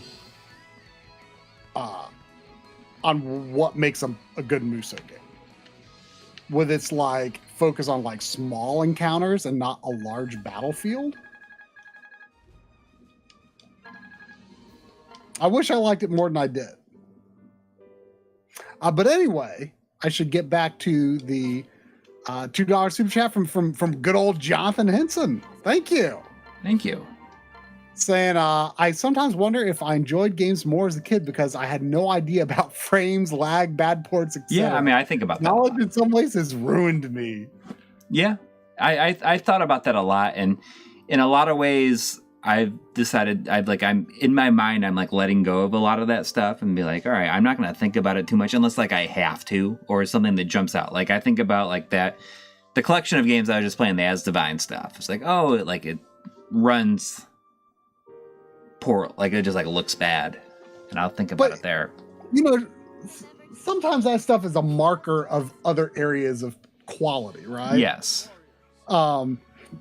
But a game that is good, that runs poorly and stuff and looks ugly, I can still enjoy. Like in the Digital Foundry Final Fantasy 13 video, like I really talk up Lightning Returns. I think that is really quick. I want to say before you go into this, I want Mr. Dots to pick a game that does not have or a letter that is not A, B, G, M, or F.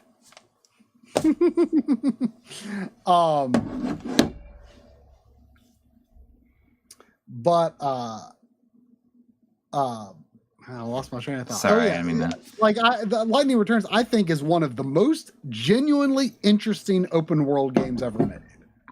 And it does not fit at all what mainstream players would want out of an open world game. It probably doesn't fit what people want out of a Final Fantasy 13 sequel necessarily. But I just think the game is so interestingly designed. It's engaging. You have to pay attention to like what characters say. You know, you're not really your hand is not held. I think it's so interesting, and it runs like garbage. Like even on Series X, you kind of need VRR to like smooth it out. It runs terribly, but man, I was having a great time. Like, you know, playing the first few hours of it multiple times on different platforms. I got to run to the bathroom really quick. Okay. Did you see that he said pee? Yes, I got the game. That's not what I meant, but you could do that too.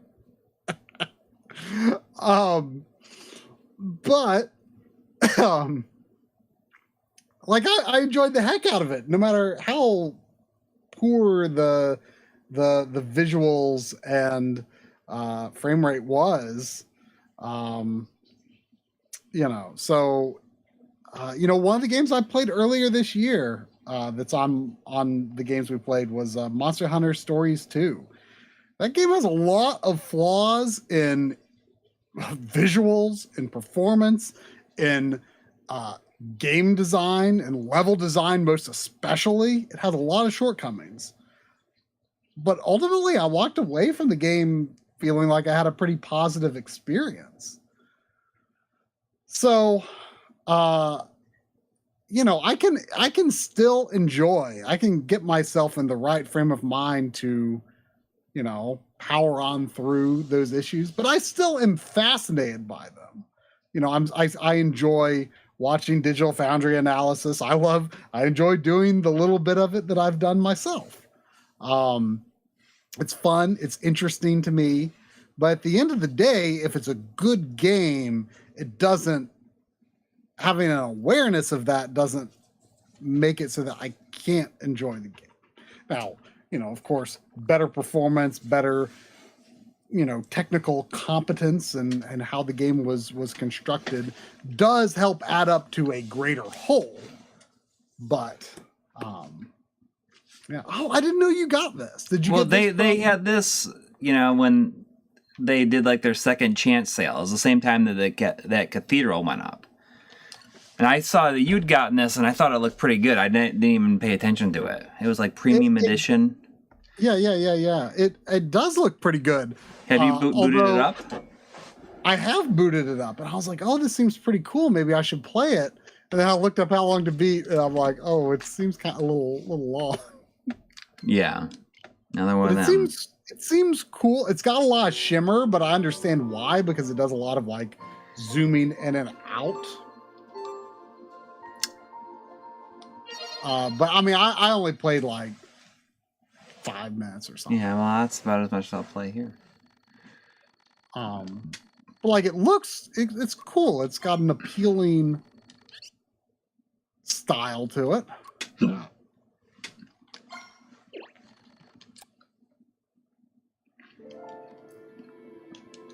I'm gonna skip the story. This game is kind of involved. That's what Bruce McGee says. I'm skipping all this stuff. We're gonna see. It's too involved, then we move on. You know, Kaylee Gamer says, No More Heroes looks awful on Wii, but plays good, to be honest. I mean, you know, I honestly, like, completely forgot that No More Heroes 3 is even a thing. Like, I knew it was coming, but I like, forgot that it was even out. And, I saw that there were some Black Friday deals on it. And No More Heroes? On No More Heroes 3. Yeah, if I was gonna get one, I'd get the PS5 version. Well, see, but you know what I did? I got the Switch version. And I don't know how bad of a choice that was. Normally I wouldn't do that, like if a PS5 version was an option these days. But my thinking was, well, you know, I got the Switch versions of 1 and 2 from Limited Run. Yeah. And I'm sure the game was designed very much with the Switch in mind, although I'm sure it's got performance issues. I'm sure it does. But I still thought, yeah, you know what? I'm just gonna test my luck and see. It'll probably be fine enough on the Switch. It's not like I would be incapable of enjoying the game if it's not perfect on Switch. This feels like Monster World-esque. Yeah. Which is pretty appealing, right? Yeah. Don't love how it looks. I kind of like the look. I mean, it's definitely got uneven scaling for sure. Yeah. But it does zoom in and out, so I understand why. I mean, the style does not feel particularly reminiscent of any particular era or style of games, but I like the color scheme. Yeah. The colors are nice. Am I not gonna? You know what?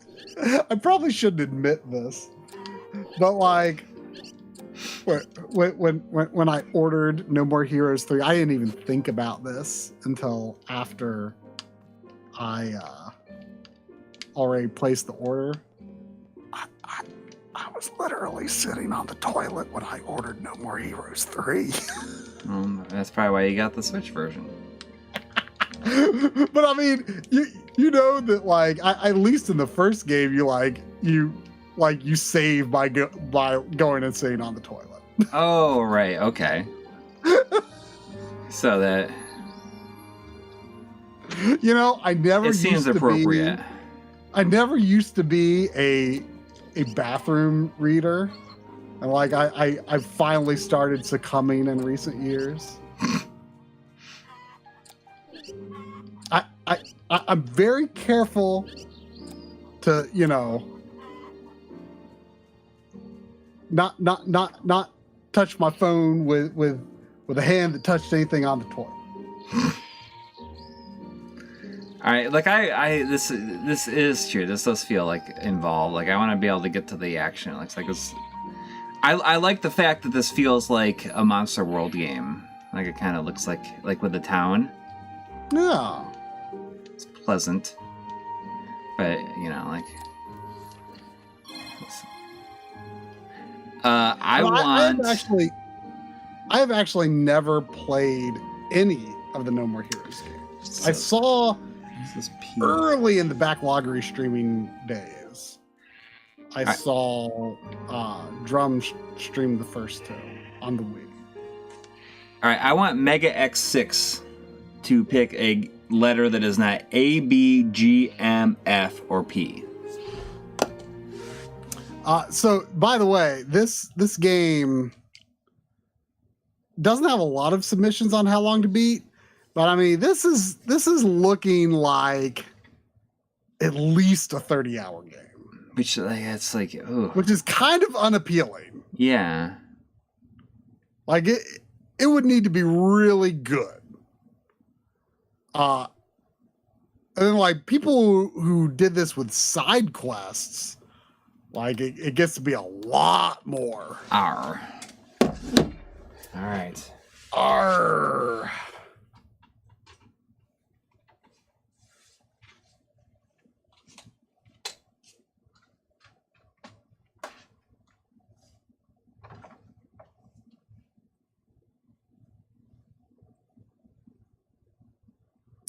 I've still got this list of Kimco games open on Wikipedia. Hopefully it's, how up to date is it? Okay, digital games. Oh my gosh.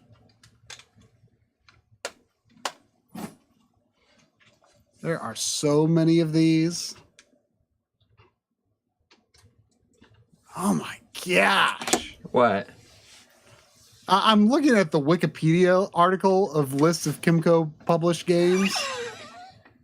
It's like it is beyond massive.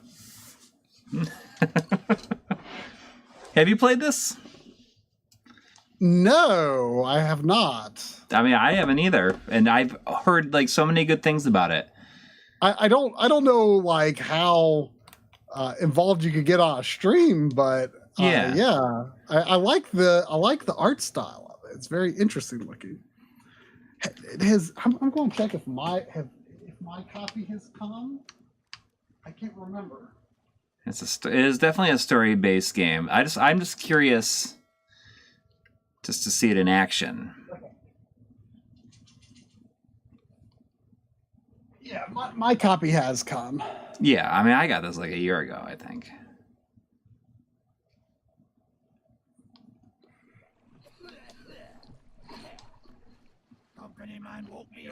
I assume it's kind of like a first-person.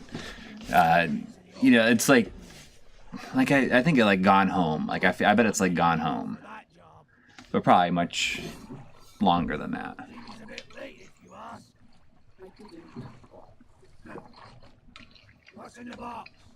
I'm not really sure if it's trying to go for like a particular. It's point-and-click detective work. I'm not sure if it's like going for a particular vintage of dot matrixy look. I mean, it's like a filter. Depth. I mean, look at and it's okay. So this is like kind of what I was expecting.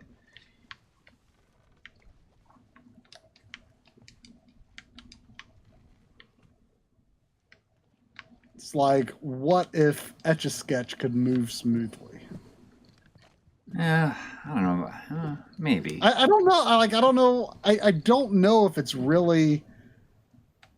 I just don't know if it's going for a particular look or not. But it is a cool look that I like. Oh yeah, I think it looks awesome. It looks like PC, like yeah. I mean, CGA graphics or whatever. I mean, I assume that it's kind of like Myst or whatever, but you can fully move. Freely move, yeah. Well, there is like that new version of Myst. Yeah. I forget if it's out. Dither Punk. Dither Punk. I like it.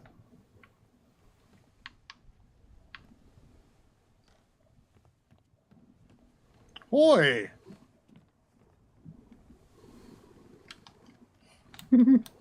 Dither Punk is definitely a good name.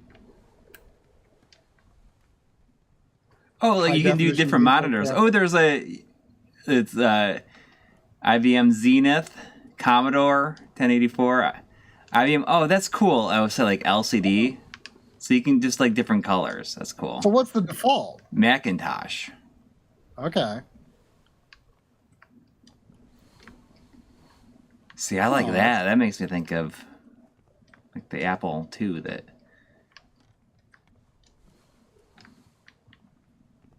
Oh, wow. Ooh, that green.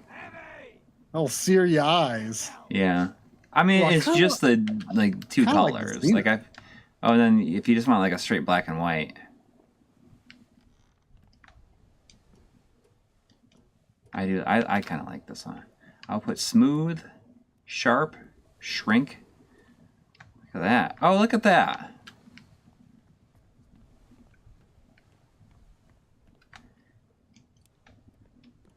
Sharp shrink. Oh. So is it just unscaled? Yeah. So I mean, So is it like a 2x scale normally? Or... I mean, this is like what it normally looks like, I guess. I guess like. I can't tell what the base resolution. I mean, it doesn't look bad when it's like full screen. It doesn't look too soft. Like I feel like almost being softer like works better for it. Controls.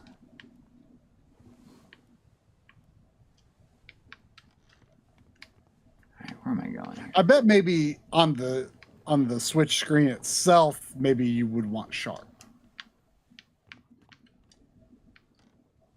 But it probably looks better smooth at 1080p, if I had to guess.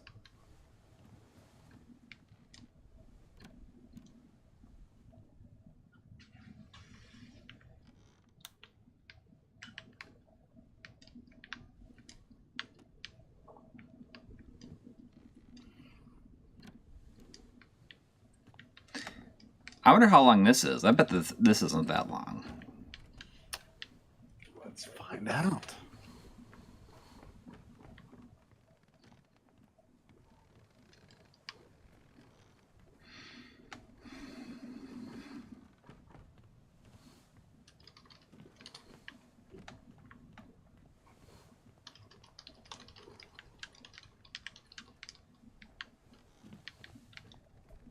I don't know where I'm supposed to go. Obviously. It has a good soundtrack. People are saying it has a breathtaking soundtrack. Oh, looks like it might be.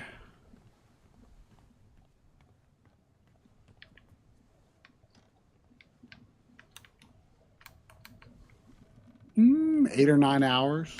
All right. Oh, here's the door. I didn't go in.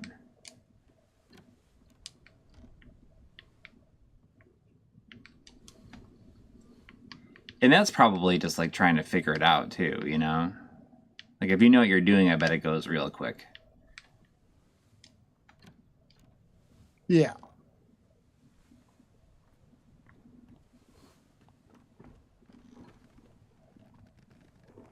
Well, I don't know where I'm supposed to be going, obviously. I wonder what that's supposed to be, though, on the water out there.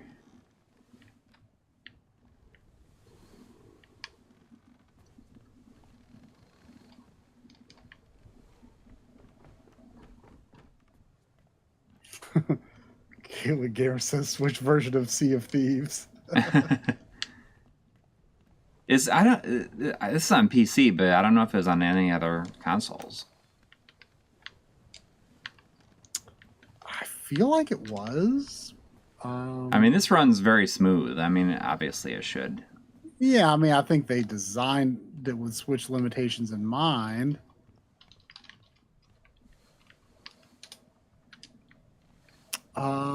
Yeah, it looks like it's on PS4 and Xbox as well. Oh, okay. I think there was only a Switch physical, though. Oh, okay. That But would I'm not explain. positive.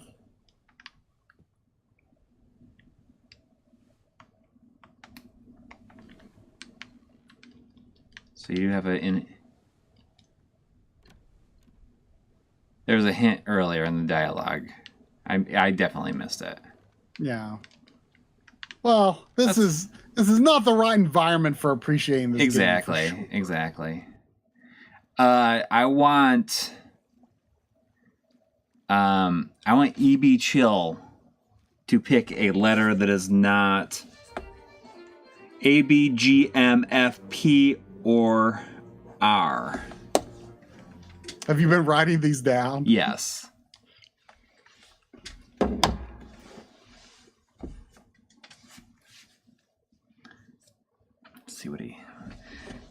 Hopefully you heard me. What's going to be?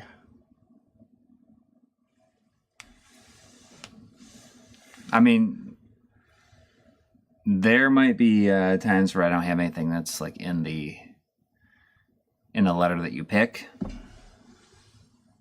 but I'll let you know. It's not if I don't.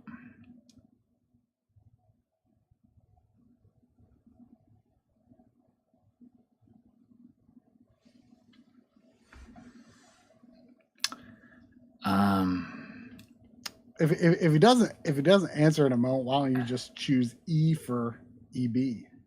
Chip. Yes, I will do that. I'll head over there and see. NE64 votes C for Chubbins. C for Chubbins. Not C for Corey. Chubbins Carlson. Corey Chubbins Carlson. You should just start. You should just start playing that as your like lower third in videos. You know, Corey quotes Chubbins Carlson.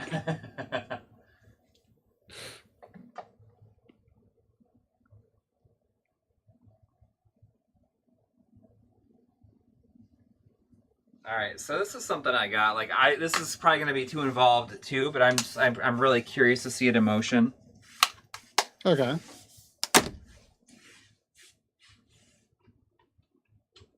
What's it gonna be? What's it gonna be? Anxiously awaiting the E game. E.V. Chubbins. Ender Lilies. Quietus of the Nights. It looks like a Vanillaware game. I'm pretty sure I've heard this title, but I know nothing about it. Corey Chubbins could be Professor Waffles' sidekick. You mean Inspector Waffles? That'll be a great name. Oh, Jimmy Hopper really likes this game. Oh, okay. That's all I need to hear. It's like a really pretty Metroidvania.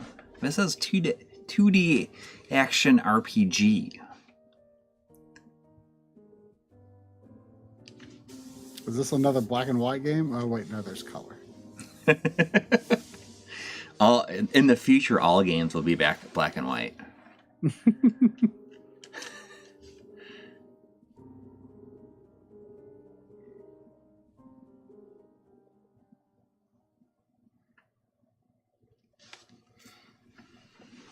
You know, I was surprised to see that there's going to be a new version of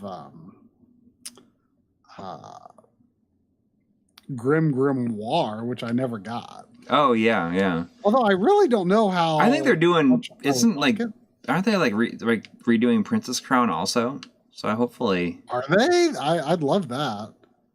I've never gotten. I mean, I hope it's not expensive by now, but I've always intended to get, but never got Odin Sphere Leafrasser or whatever it's called. Yeah. But look at this. Oh, she has to dive too. It's like a Mario Sunshine style dive. Oh yeah. Well, this looks really nice. Yeah. Where did you get this? I think it was on Limited Run, but it wasn't one of their games. It was like a distro title. Yeah. This looks really cool. Let's see if they still have it. How long have you had it? I'm pretty sure that I just got it like maybe 2 weeks ago. Yeah. Let's see.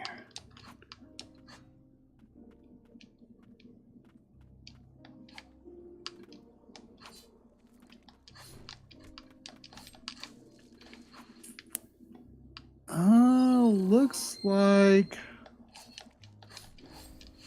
it might be sold out. I think that I check on Play Asia because I feel like there is at least a Japanese or something like, or a Asian version. Is it a Japanese game? I don't know.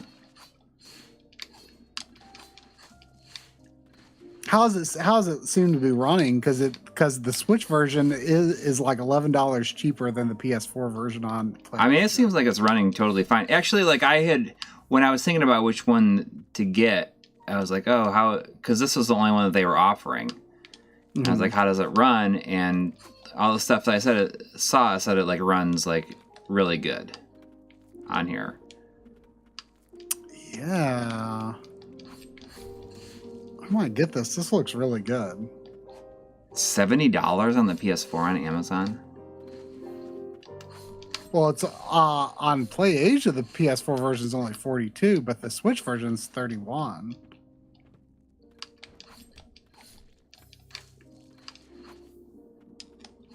And it does indicate that it has English.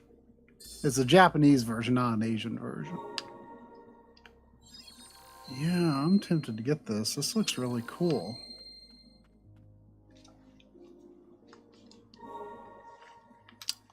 Look at the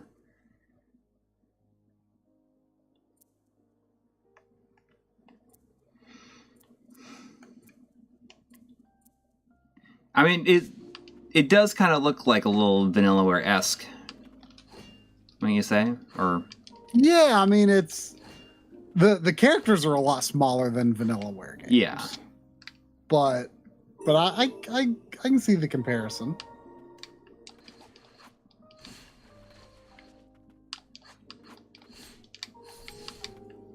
It's got like a really nice just piano music. Like, oh, I mean, okay. So if they have it at the Darky is saying that they have it at the limited run store. I mean, obviously, I guess they would. Yeah. I actually am probably going. I need to confirm with Audie, but I'm probably going to be there in a couple of weeks anyway. So yeah. Then that's your chance. Probably you can probably get it there.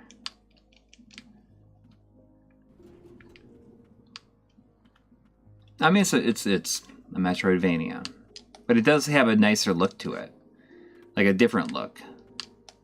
It's kind of nice, when not having a pixely look to it, you know? Yeah.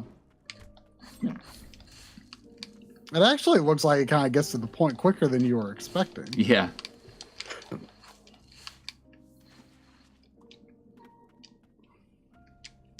It's just got a really nice art style.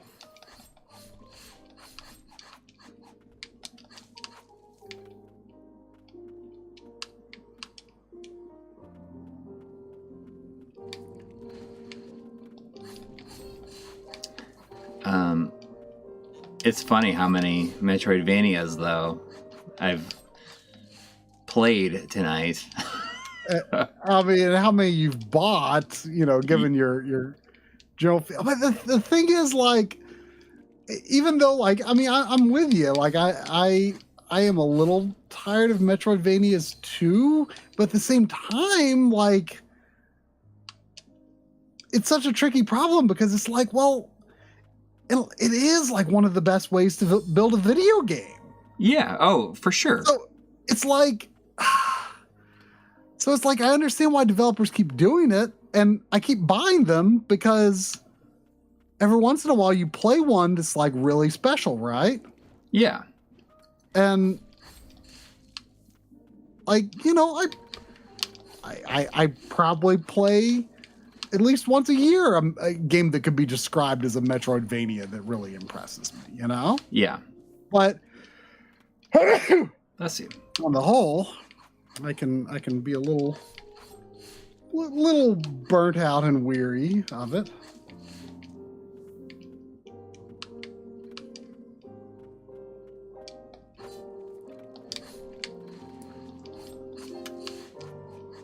Just the music makes it seem like it's more like laid back. It's just piano. Nice. You know, I mean, I was talking about this in the MLiG Discord yesterday, and we were talking about, I think, just last week on stream about I Am Setsuna. Yeah. You know, there's so much criticism of I Am Setsuna of like being like, oh, it's always in the snow. Oh, it's just piano music. I think that like singular cohesiveness of design is like actually a mark in its favor. Yeah, because it doesn't feel like they're just going through the motions. They're not just going through the motions of, oh well, we gotta have another biome now. Yeah. Let's go to the desert biome.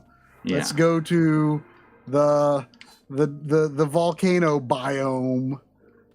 You know, it's like, you know, fully explores what it can do within limitations, within a limitation they impose on themselves. And I think that I really like that game.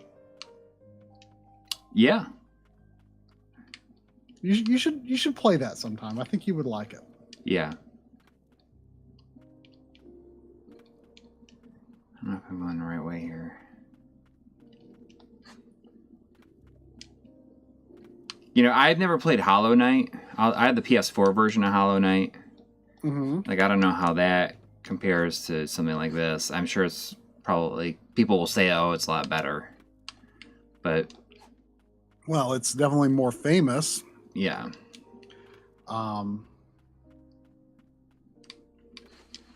Yeah, I mean, I still haven't gotten around to playing that myself.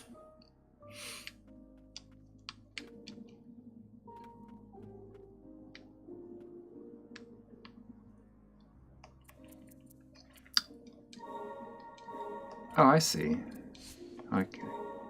Oh, cool. So you can watch like all the cutscenes and stuff. I wonder how long this is. Will you look how long this is?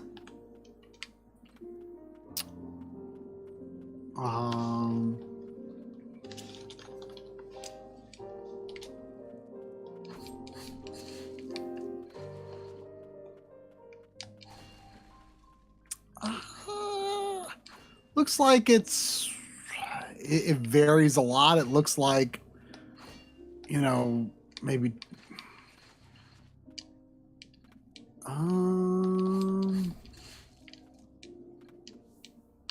depending on what you do,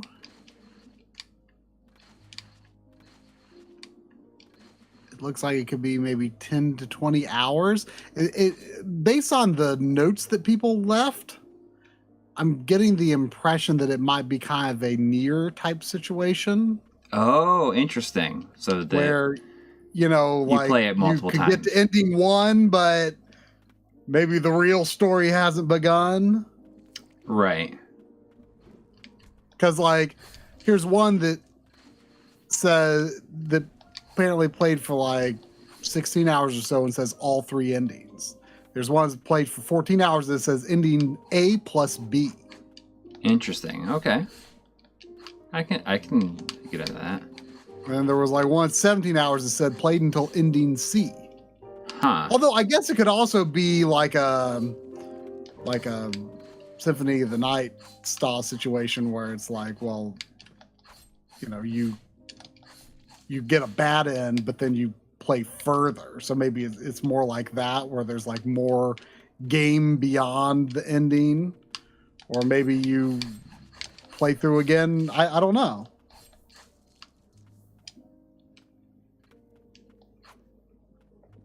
Oh yeah, Demon Throttle. That game looks really good. I have it. Mine did come. I don't love the idea of them making a physical only game, really, though. I mean, that's at least it's like kind of like I saw it at Best Buy. Mine hasn't come yet because I ordered it with Broforce, which, like, you know, like I ordered I don't, like, something happened with it. Like they wanted to put some patch or something like that on the cartridge, and it's like slowed everything down.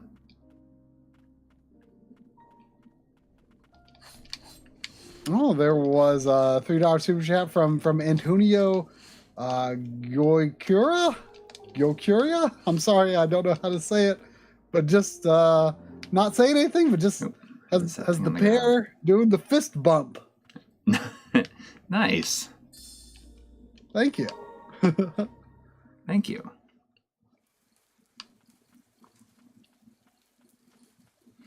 Oh, I can save here. But yeah, Demon Thrall looks great. I mean, I'm all about physical games, but the idea that it's physical only doesn't. It was only a matter of time before someone tried it. Yeah. I don't necessarily support that. I mean, I guess I support it because I did buy it, but I don't love that that idea, really.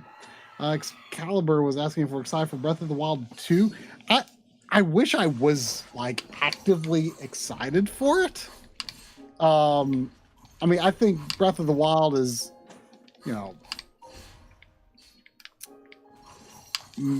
maybe the best game of the past decade. It's definitely up there. Breath of the Wild? Yeah. But at the same time, like, no matter what, I'm going to get it day one, play it day one. I'm sure I'll enjoy the heck out of it. But we've been waiting for it for so long that it's hard for me to get excited about playing a Breath of the Wild sequel on the same hardware I played the previous one on 6 years earlier. Yeah. It's like I've been saying ever since they finally revealed the release date. I've been saying I've been saying that I hope that release date reveal was actually also a stealth reveal for the release date of the Super Switch or Switch 2 or whatever the heck you want to call it. Like that would be great. Even if the next Switch is not out, I will play it day one, and I'm sure I'll enjoy it. But I'm just like in the pre-release period, I am not like actively excited. But I know I'm gonna love it. I do wish I had a little bit of hype.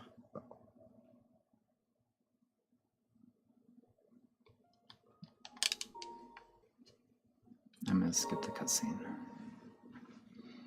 I just want to see if I get some. Never wear pants, only shorts. Always have the same blanket. Not true. I mean, I normally wear shorts, but see, I'm wearing some long, comfy pants here.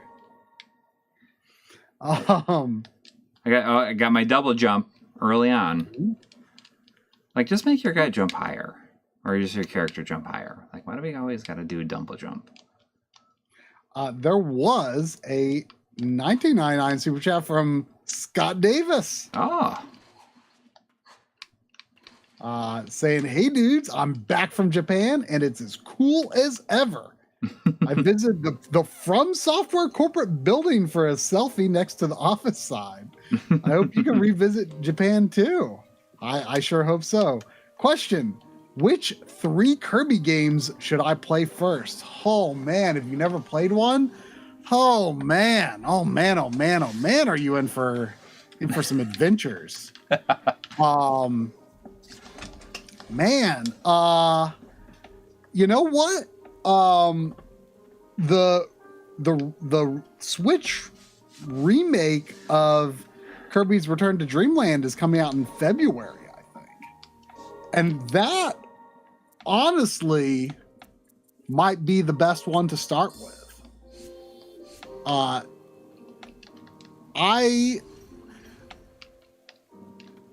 mean, Kirby has so many spin-off games too, and some of them are pretty interesting. But like at the end of the day, it's the platformers that I love the most. And the best platformers are the ones that follow after the superstar formula.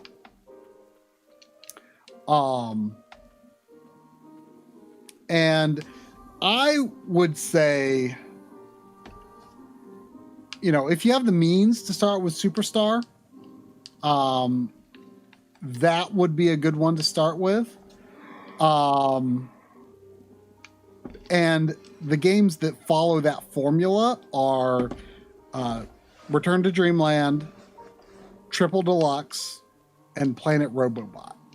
Depending on how enthusiastic you are about playing 3DS games at this point, Planet Robobot is probably the best Kirby game ever made.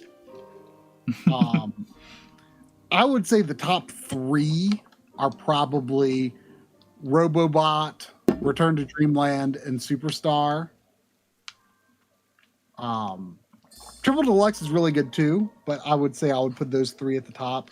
And Kirby and the Forgotten Land that just came out is also up there.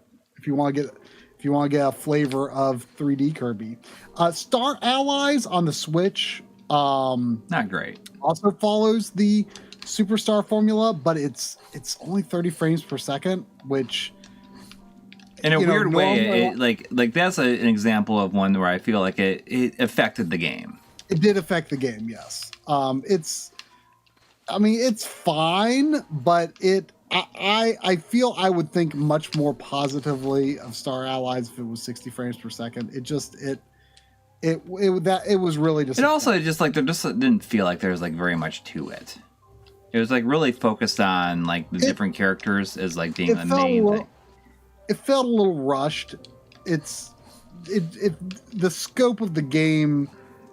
It feels cut short in a way, and you know it had a ton of free updates, a ton of extra content, and you know I wonder if part of that decision was because they didn't have enough time to essentially finish the game before release, because it's only got like 4 worlds. They're pretty big. It's surprisingly short.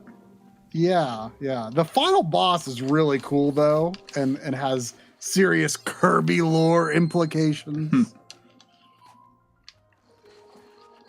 But I think if you want to just play something like really new and accessible, like the Return to Dreamland remake on the Switch is probably a great starting point. I don't know how I feel about the cell shaded look, because it's a really different artistic style from what they used on Wii. But I feel like that might be like that's the beginning of like that's the first game of what some people call the Kirby Renaissance. And that's where like they started. I mean, Kirby has always had some interesting lore undertones, but that's when they started like leaning really heavy into it. Gets pretty interesting. The game just plays like a wonderful, beautiful dream. So that might be. I mean, I would say, depending on your proclivities for playing on the platforms these games are available for, you know, there's Return to Dreamland on Wii or Switch. There's Planet Robobot on 3DS, and there's Superstar on Super Nintendo or DS, and you know, of course, that's also available on Switch or your FPGA console of choice. Oh man, Ben Brody's getting back into these. We got $5 Ben Brody. Thank you. Saying Corey gets $25 million, but anytime Try sneezes, Corey loses $5,000 and also pees his pants. Are we talking like a full like bladder bursting pee? Like it's like a straight up, or is it just like a teeny little bit? What I want to know like is, I only pee for the duration of the actual sneeze. Do I get anything out of this? Does the $5,000 go to me? It goes, that $5,000 goes into your bank account. But I mean, if it's just like if it's just like a spurt of pee, like real quick, for the actual for with the force. I mean, just wear some adult diapers, Yeah. I mean, you'd have $25 million. Yeah, but you lose 5,000 every time. I mean, what if? I mean, how many times a day do you sneeze? Do you feel like? Do you sneeze every day for sure? No, but when I sneeze, sometimes it's like more. It might be, it might be multiple sneezes when I do sneeze. So I might go 5 days without sneezing, but then I might have a day where I sneeze like 5 times. Yeah. And then you pee your pants every single time. So I wanted to bring this up many times during the stream, and I just I keep on forgetting about it. I was talking to my friend Joey, and he's like, he gave me a really interesting little factoid where you think of $1 million, and then you think of $1 billion. When you think of those two numbers, does $1 billion seem like it's a lot more than $1 million? I mean, yes, but when you really think about how many more it is, it's insanely more. Well, yeah, but he gave me a really good way of say a better way to visualize it yourself. So 1 million seconds is a week. Okay? Mm-hmm. There's 1 million seconds in a week. And 1 billion seconds is 32 years.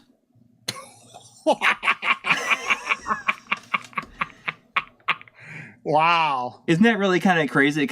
I feel like it's a good way to put it into perspective a little bit more. Wow. But yeah, it's a lot more.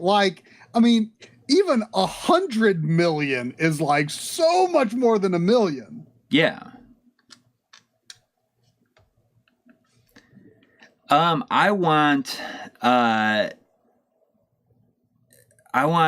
Shadow Mask to pick a letter that is not A, B, G, M, F, P, R, or E.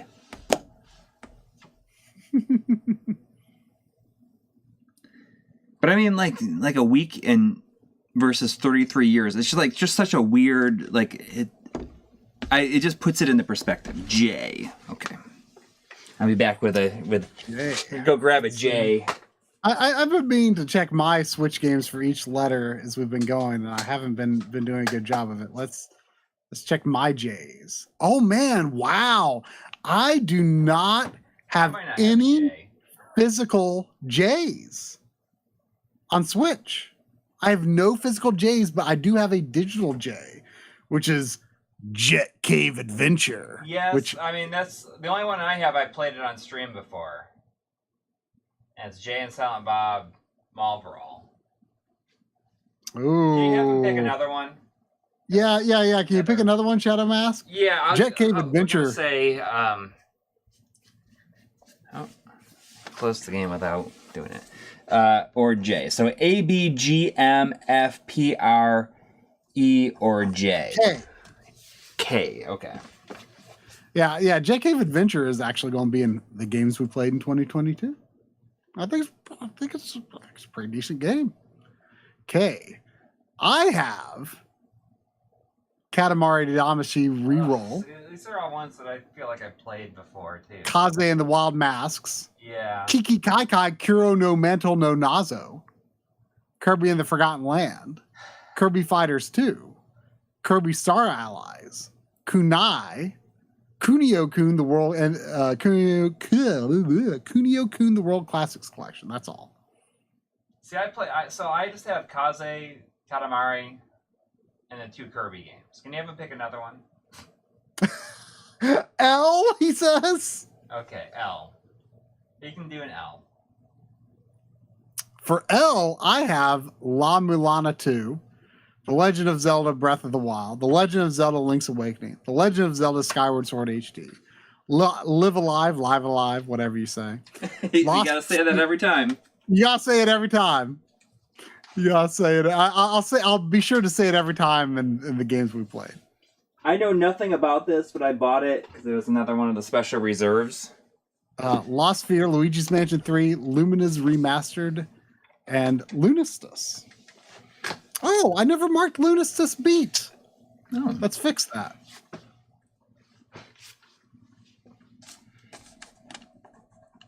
Loop Hero. I've heard the name, but know nothing. Yeah, about same here. But, Ben Brody has a $2, but I think you probably are a little more familiar with the character. not a ton. I mean, I definitely watched friends play Duke Nukem on their PCs back in the day. Okay, I'll try. $2, but you have to say it like Duke Nukem. $2, but you have to say it like Duke Nukem. Nah, that's probably not it at all. That's the best. $2, but you have to say it like. No, I guess I feel like I can't do it. Oh wait, this game has a CRT shader. It has pixel Is fonts. it good though? It's High almost res never fonts. I definitely want the pixel fonts. This has an interesting like PC like interface here. I wonder if that has anything to do with the style of game it is, or if it's just because this menu was made for PC first. Well, it's got a cursor type, so I guess.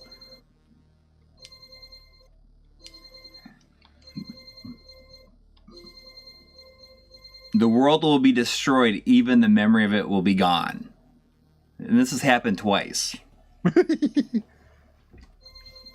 I do like the look of these graphics. It's like a very high res, like old school like PC art style.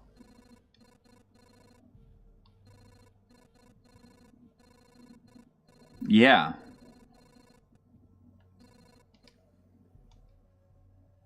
Oh, look at this. This is like not anything like I was expecting.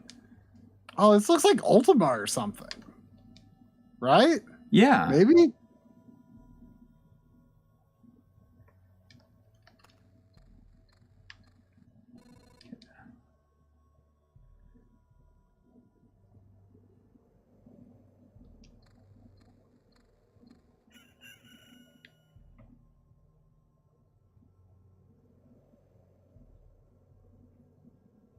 You can change between adventure, traveling through the map, and planning to stop.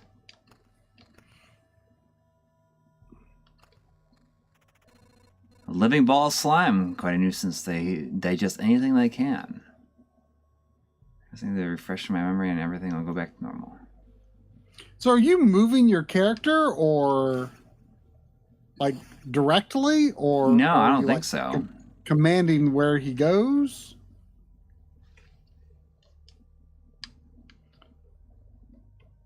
Is it like a visual text-based dungeon crawler? I can't remember. There's a...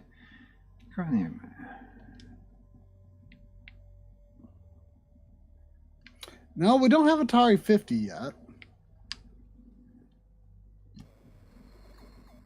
Now continue the journey.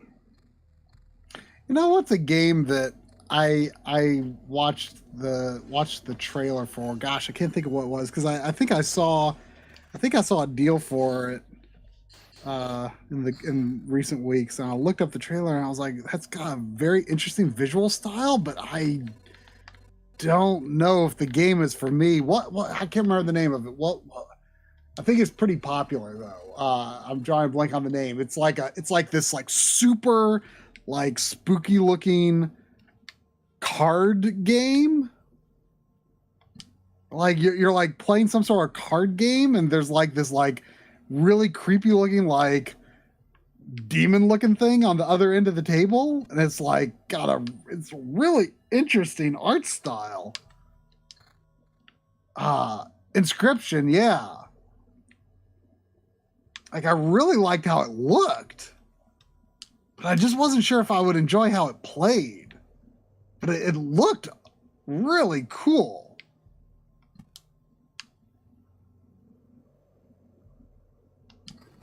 I don't know what I'm doing here, but this is like, it seems really interesting, but I have no idea like what is going on.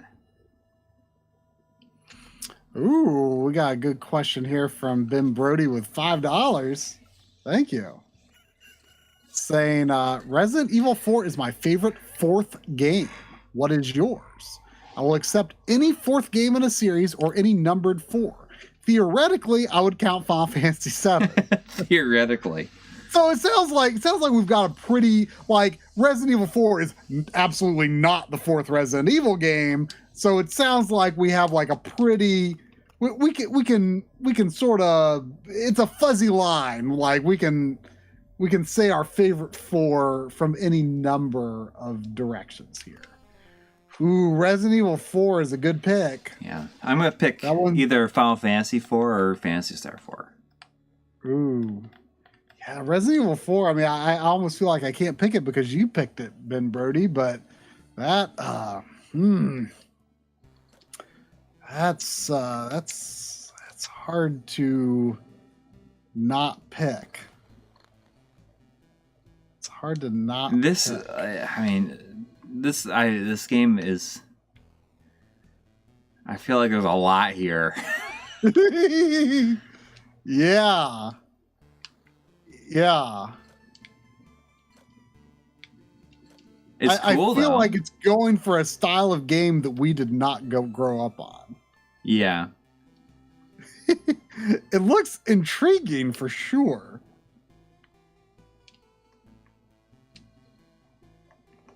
Ooh, Super Castlevania 4, that's a good pick too. Majora's Mask is the 6th Zelda game. That would not count. Oh, Super Castlevania 4, that's a good one. There's no way. If you ask me, my favorite. You wouldn't go with Monster World 4 is a good pick too, but I mean that's not. I mean, is Wonder Boy and Monster World like technically the 4th game? No, it's like that's. Oh, you're right. But you could pick either one though. You could pick either one because he's letting you be a little fuzzy with it. I would not pick Super Mario World. I mean, I love Super Mario World, but like I like Resident Evil 4 better than Super Mario.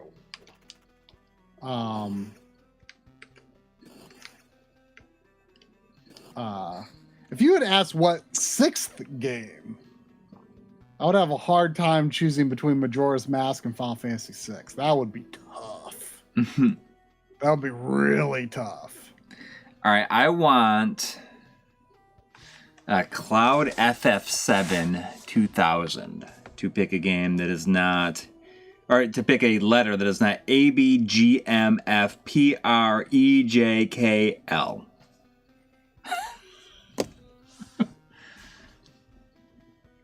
Yeah, this is cool. I would probably say Resident Evil 4 without delving deeper into figuring out what an alternative might be. T. We can do the T. Shinobi 3. That's an interesting pick for a number 4. I think you could get away with that one. What is it? Shinobi 3. Yeah. You could get away with calling that a 4.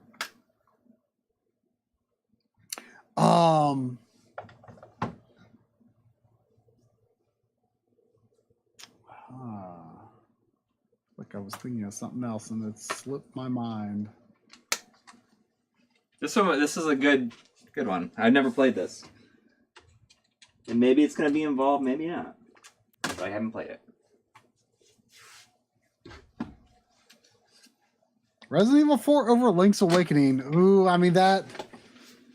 Yeah, Henry Clark. I mean that is a little tough. They would be pretty close. They'd be pretty close.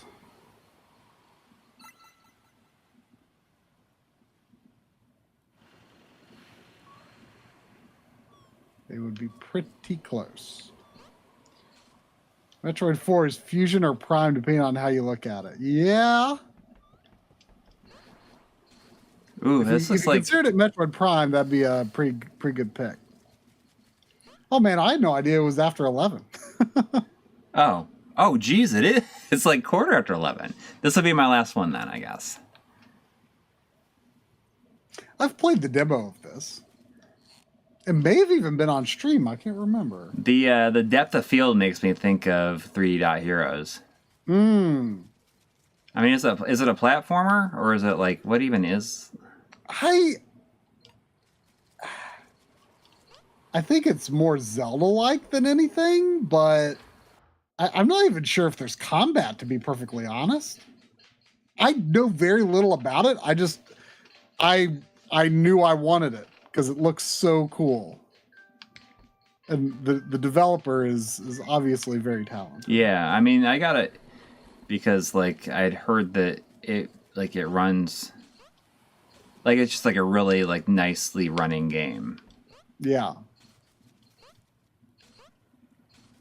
And I like how it looks. Like you can play the PS5 version at 8K 60. I mean, does it like let you play it at that? No, but it runs internally at 8K, and if the PS5 ever actually enables its promised 8K, it says it on the box. It'll be the first 8K game. Yeah, I think I want to say the developers said that it would need a patch, but it would absolutely function with relatively little effort. Yeah. And you can, I believe, play 4K 120. But there's only a physical of the Switch version, so which took years to get. Ooh, good question with a 199 from Madonna Sheehy. Mm-hmm. Thank you. Saying, thanks for a fun stream. What's your favorite Christmas treat? Off the top of my head, the thing that comes to mind is like peanut butter cookies with a Hershey Kiss in it. Yeah, that's okay. I mean, that's like a Christmas, like that's a. Sure. I feel like you only really see those around Christmas. Yeah, I really like Buckeyes. Oh, of course. I would prefer a Buckeye over. Did we send we sent you some, right? Or we like at least when you were here for Christmas the one year, like you had. Yeah, probably had some. Because my wife makes Buckeyes every year, and we always like send some, and I'll send you some. I feel like I had before. I mean, my mom makes them every year too. Oh, okay. And something she's made the past couple of years that honestly might be even better, and it takes a lot for me to admit that something without chocolate might be better than something with chocolate. Mm-hmm. But it's just that good. What are they called? I don't remember how she came by the recipe, but or what she even calls them. She calls them gingerbread truffles, and they're pretty similar to Buckeyes, but they're made with like one of the main ingredients is like I think just like vanilla Oreos, like crushed up, and like cinnamon and cream cheese and some other stuff, and in a ball, and then dipped in white chocolate, and it is unbelievable, just like unbelievable. Like I guess look up gingerbread truffles, and if the recipe includes vanilla Oreos, then it's probably the same thing. And it's, I mean, just beyond words. That's a new addition, but that might be becoming my favorite Christmas season treat. Did you see me like run in here a second ago? Do you ever do this in games where you can like completely rotate the camera? Do you ever like run around and like see if you can keep on going the same direction like this? You ever do stuff like this? I can't be the only person that does that.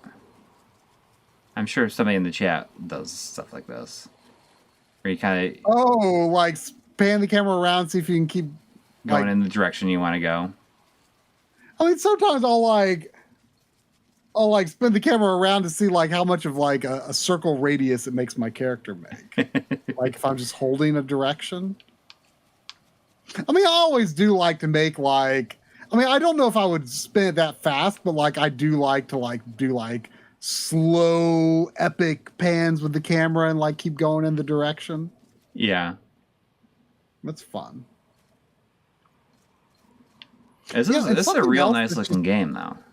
That's just like even simpler that I really like is my mom always makes just like peanut clusters with like the leftover chocolate from making Buckeyes. Just like, you know, just a clump of peanuts encased in chocolate.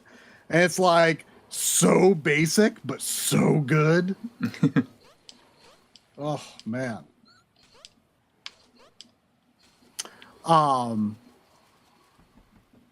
There was a $2 from Ben Brody saying Skyline conies are my favorite Christmas treat.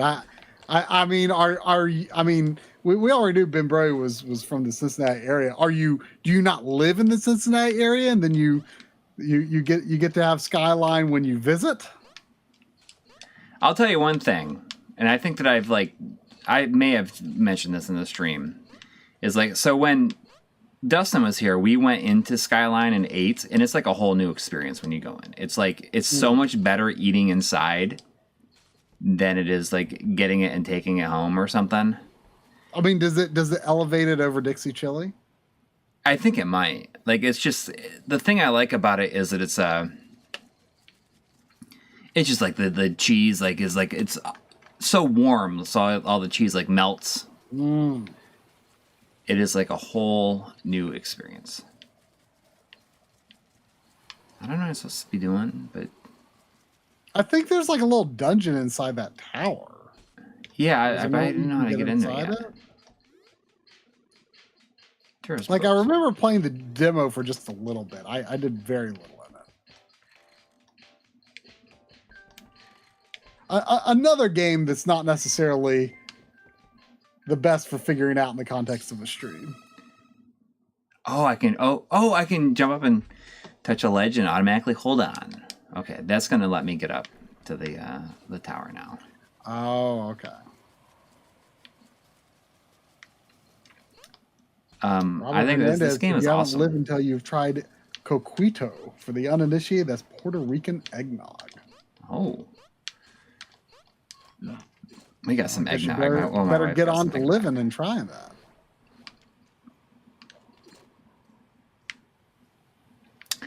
This almost kind of feels like it might be almost like a 3D Fez. Like it could be like or that. kind of like was that the same developer that did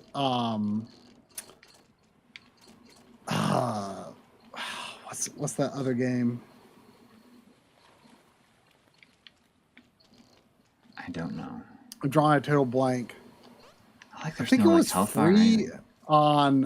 free on PlayStation Network. Oh gosh, what is it? And it was really cool. But I couldn't I couldn't play it on my OLED because it has what is it? What's the game? Is Braid and Fez from the same guy, or are those two different? No, they're separate.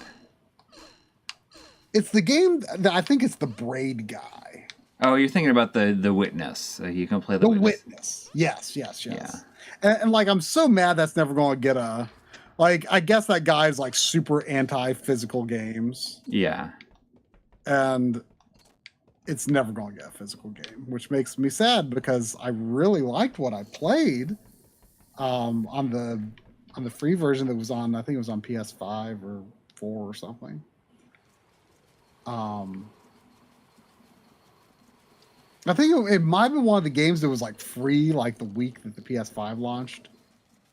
But anyway, at least on the C7, this was before I noticed any streaking issues on it. But the game has such a flat shaded art style that when you do the little puzzles that have the paths that are kind of these things that you have to like trace or whatever,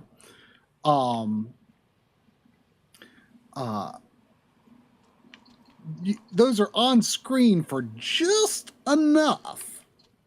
And then when you walk away from it, the flat shading makes the image retention really obvious.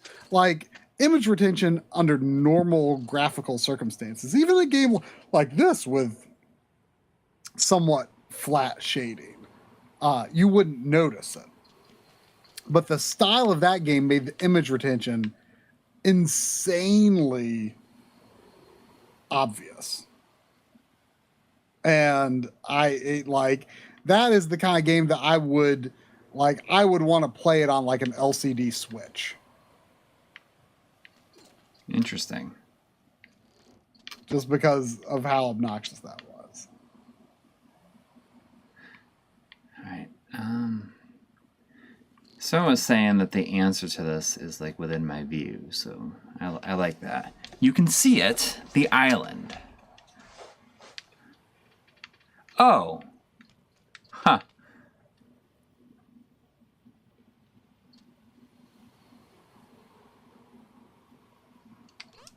Oh.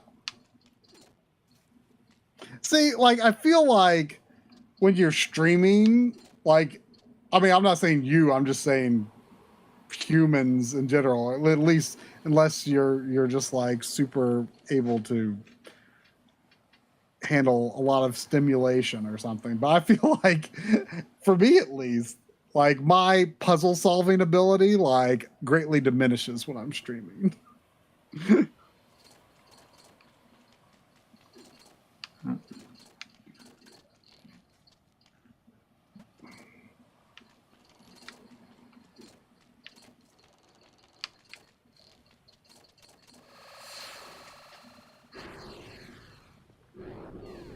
It looks like it's the left and right on the bottom and then the top row. Yep, I got it already. Yeah, I honestly have no idea if this game has combat.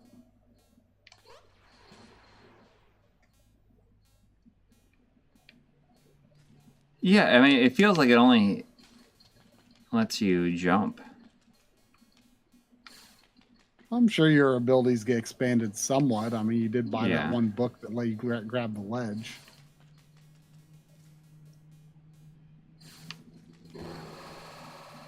I think it seems pretty sweet, though. Yeah. I mean, How long is I've this been- supposed to be? I'll check on my phone since there's a dog on my lap.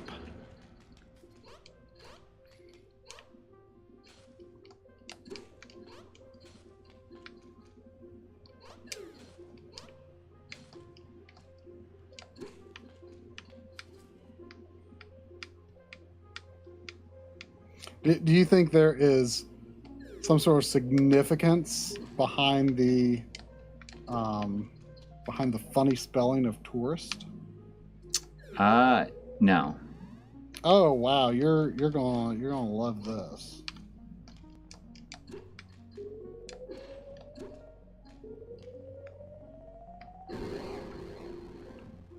Like it looks like 100% is only like maybe 7 hours. Nice.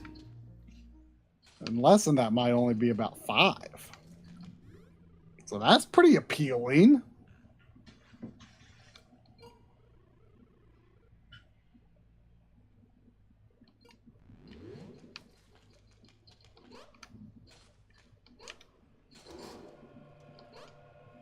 Oh, so there's like 4 worlds or whatever. Looks like. Maybe. 4 worlds? I mean, I assume that that's 4 islands? Yeah. I mean, I kind of like this just kind of mysterious technology, and you just kind of got to figure out, you know, Yeah. how to use it.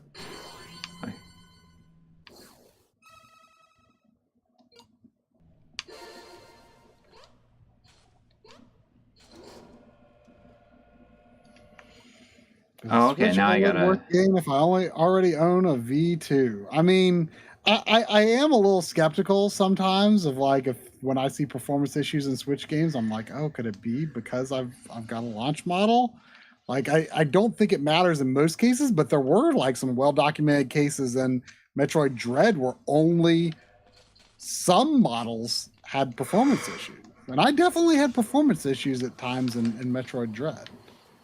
Yeah, but I mean, if you already have a V2, like I don't think it is, and especially since there's probably going to be a new one announced like soonish. Anyways, I really hope that it's going to be 2023 for the new system. I'm ready for it. I mean, I've been putting off getting any other model because I'm like it's got to be any month now. Any month now. I mean, don't forget that.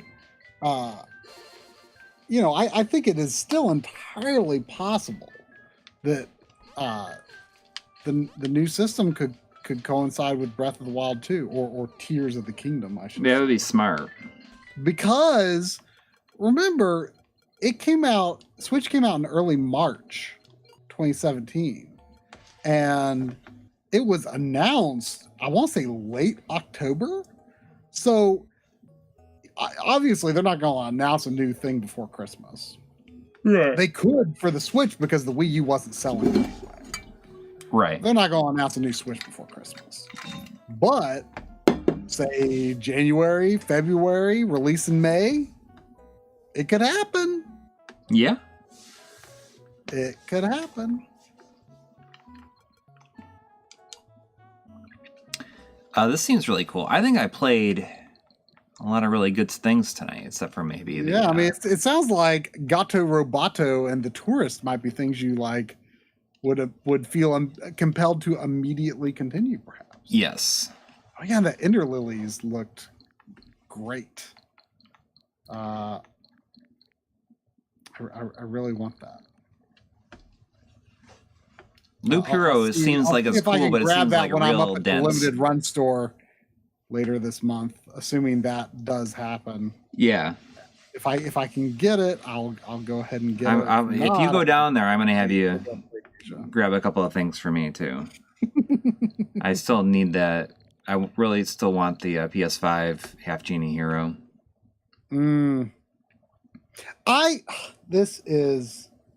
I'm so embarrassed by this, and like, no. I should. So, I made like a double stupid Black Friday buy. A double stupid what? I made a double stupid Black Friday buy. Uh-oh. Like stupid for two reasons. Okay, you didn't buy the stupid thing twice. No. I didn't buy the stupid thing. Well, I'm obsessed with like buying stupid things twice right now. Huh? I'm obsessed with the idea of like buying stupid things twice. Just really quick before you go into this, like I had this like I've been just like laughing about the idea of buying somebody a bad present and like putting it under the tree, and then also like having another present and having it be the same thing. I don't know why. It's kind of like what's funnier than giving somebody like a bad present? Like giving somebody two of the same bad present and they don't know. Well, okay, so Xseed, everyone had their Black Friday sales. There was some things on sale on the Xseed store. Wait, what's it? Huh? What was that? What was on the Xseed store? What was on the Xseed store? It was Shantae, Half Genie Hero. Oh, okay. What? Was it even Xseed that did the Ultimate Edition or not? I think so. Was it? I don't know. But anyway, like, it was Shantae Half Genie Hero was $10. Okay. And in my head, like, I'm just thinking, like, oh, I wanted the PS4 version of Half Genie Hero Ultimate. And it's just like the standard edition. And, like, I don't even know why I didn't make, it's the same thing that when you got my Axelay PAL version. Like you're like, oh hey, look, they've got the Super Famicom Axelay. It's like, oh yeah, get that. And then it's like, I get it. I'm like, wait, this is the PAL version. Like we just critical thinking was out the window, right? Like just not observing what we should. And I checked my backloggery. I'm like, do I have the PS4 version of Half G Hero? Mm-hmm. And it wasn't there. I see my original version was Wii U digital because I supported the Kickstarter. Right. Yeah. And I was like, oh, like I don't have it on PS4. Oh, I want I've kind of decided like because of the way the controls are mapped in the games, I prefer the Shantae games on PlayStation controllers versus the Switch controller. And I was like, oh, I want that game for PS4, and $10 is great. And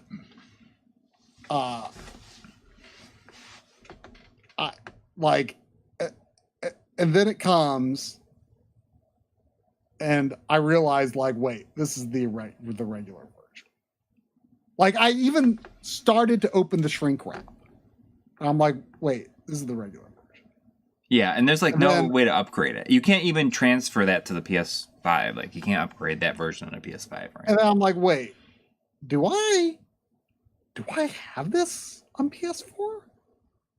I went up to my shelf. I'm like, and you do. Yeah, I do. And not only that, like I checked my backloggery and it wasn't there. And like I know you've been slacking, but like, yeah, for me to not have something added to my backloggery is extraordinarily unusual.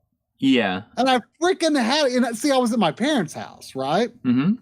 So I couldn't just check my shelf. So I checked my backloggery. Yeah. I'm like, oh, I don't have Half Genie Hero on PS4. I have the Switch Ultimate Edition, but I like kind of have changed to where I'm like, well, I actually kind of want to start getting the Shantae games on PlayStation instead of Switch. Yeah. So I'm like, well, for $10, even though it's just for collection purposes, like $10, I'll get this on PS4. So it was doubly stupid because I failed to realize I owned it on PS4, and I failed to realize it wasn't even the Ultimate Edition. Like, how did those two critical flaws in this purchase get past me? I don't know. Like I felt and I opened the shrink wrap before I even realized the mistake. Well, it's not like you're going to return it. Even be but you could give it away or something like that. It probably wouldn't even be worth sending back. But yeah, I'll give it. It was $10, right? For $10, it'll be a fine thing to have. So it's not even the one that came with like a soundtrack or anything. No. And I have that. Yeah, so do I. I have the box of that. This is the Switch version. I have the box with the sound. Like, I just don't even know why I'm like, this is a thing I don't have that I need. And it was not a thing I needed. Well, now you can like give it away. You can give it to somebody. Yeah. I mean, that's always good, like when it's like having duplicate versions. Like, I'm not sure if I need to like hang on to certain things. I've been thinking about this a little bit lately. Like, I have that PS4 version of A Hat in Time, and I see like, oh, I got the Switch version, but it's like I don't even know if I need to hang on to that Switch version. I think that some point next year I might reassess like some of the things that I have on multiple systems and think about whether it's even worth like having them like that. If it's certain things that I feel like are good to have for certain reasons, but I'm like, I might reassess some of that. Yeah, I saw A Hat in Time, I think, for $15 several times. Yeah, it was today. Week or two, and I was like, I thought about it, but I never did. I never did it because it's just like, I mean, I have the Switch version. I know that the PS4 version is going to be a lot better, but like, it wasn't the performance or resolution that was making me not enjoy the game that much. Mm-hmm. Like it was, I was not feeling the tone and game design, you know? Yeah. So I don't know. Anyway, I think that's going to do it. It's 11:40. It doesn't feel like as nearly as late as it is. Yeah, it's always fun doing these variety streams. Yeah. Time goes by really fast when you're jumping. Myself. Thank you to everybody who donated and everybody who stuck around for the whole thing. I hope that everybody has a great week ahead of them, and have a good week. And we'll see you next week. Later. All right. Good night.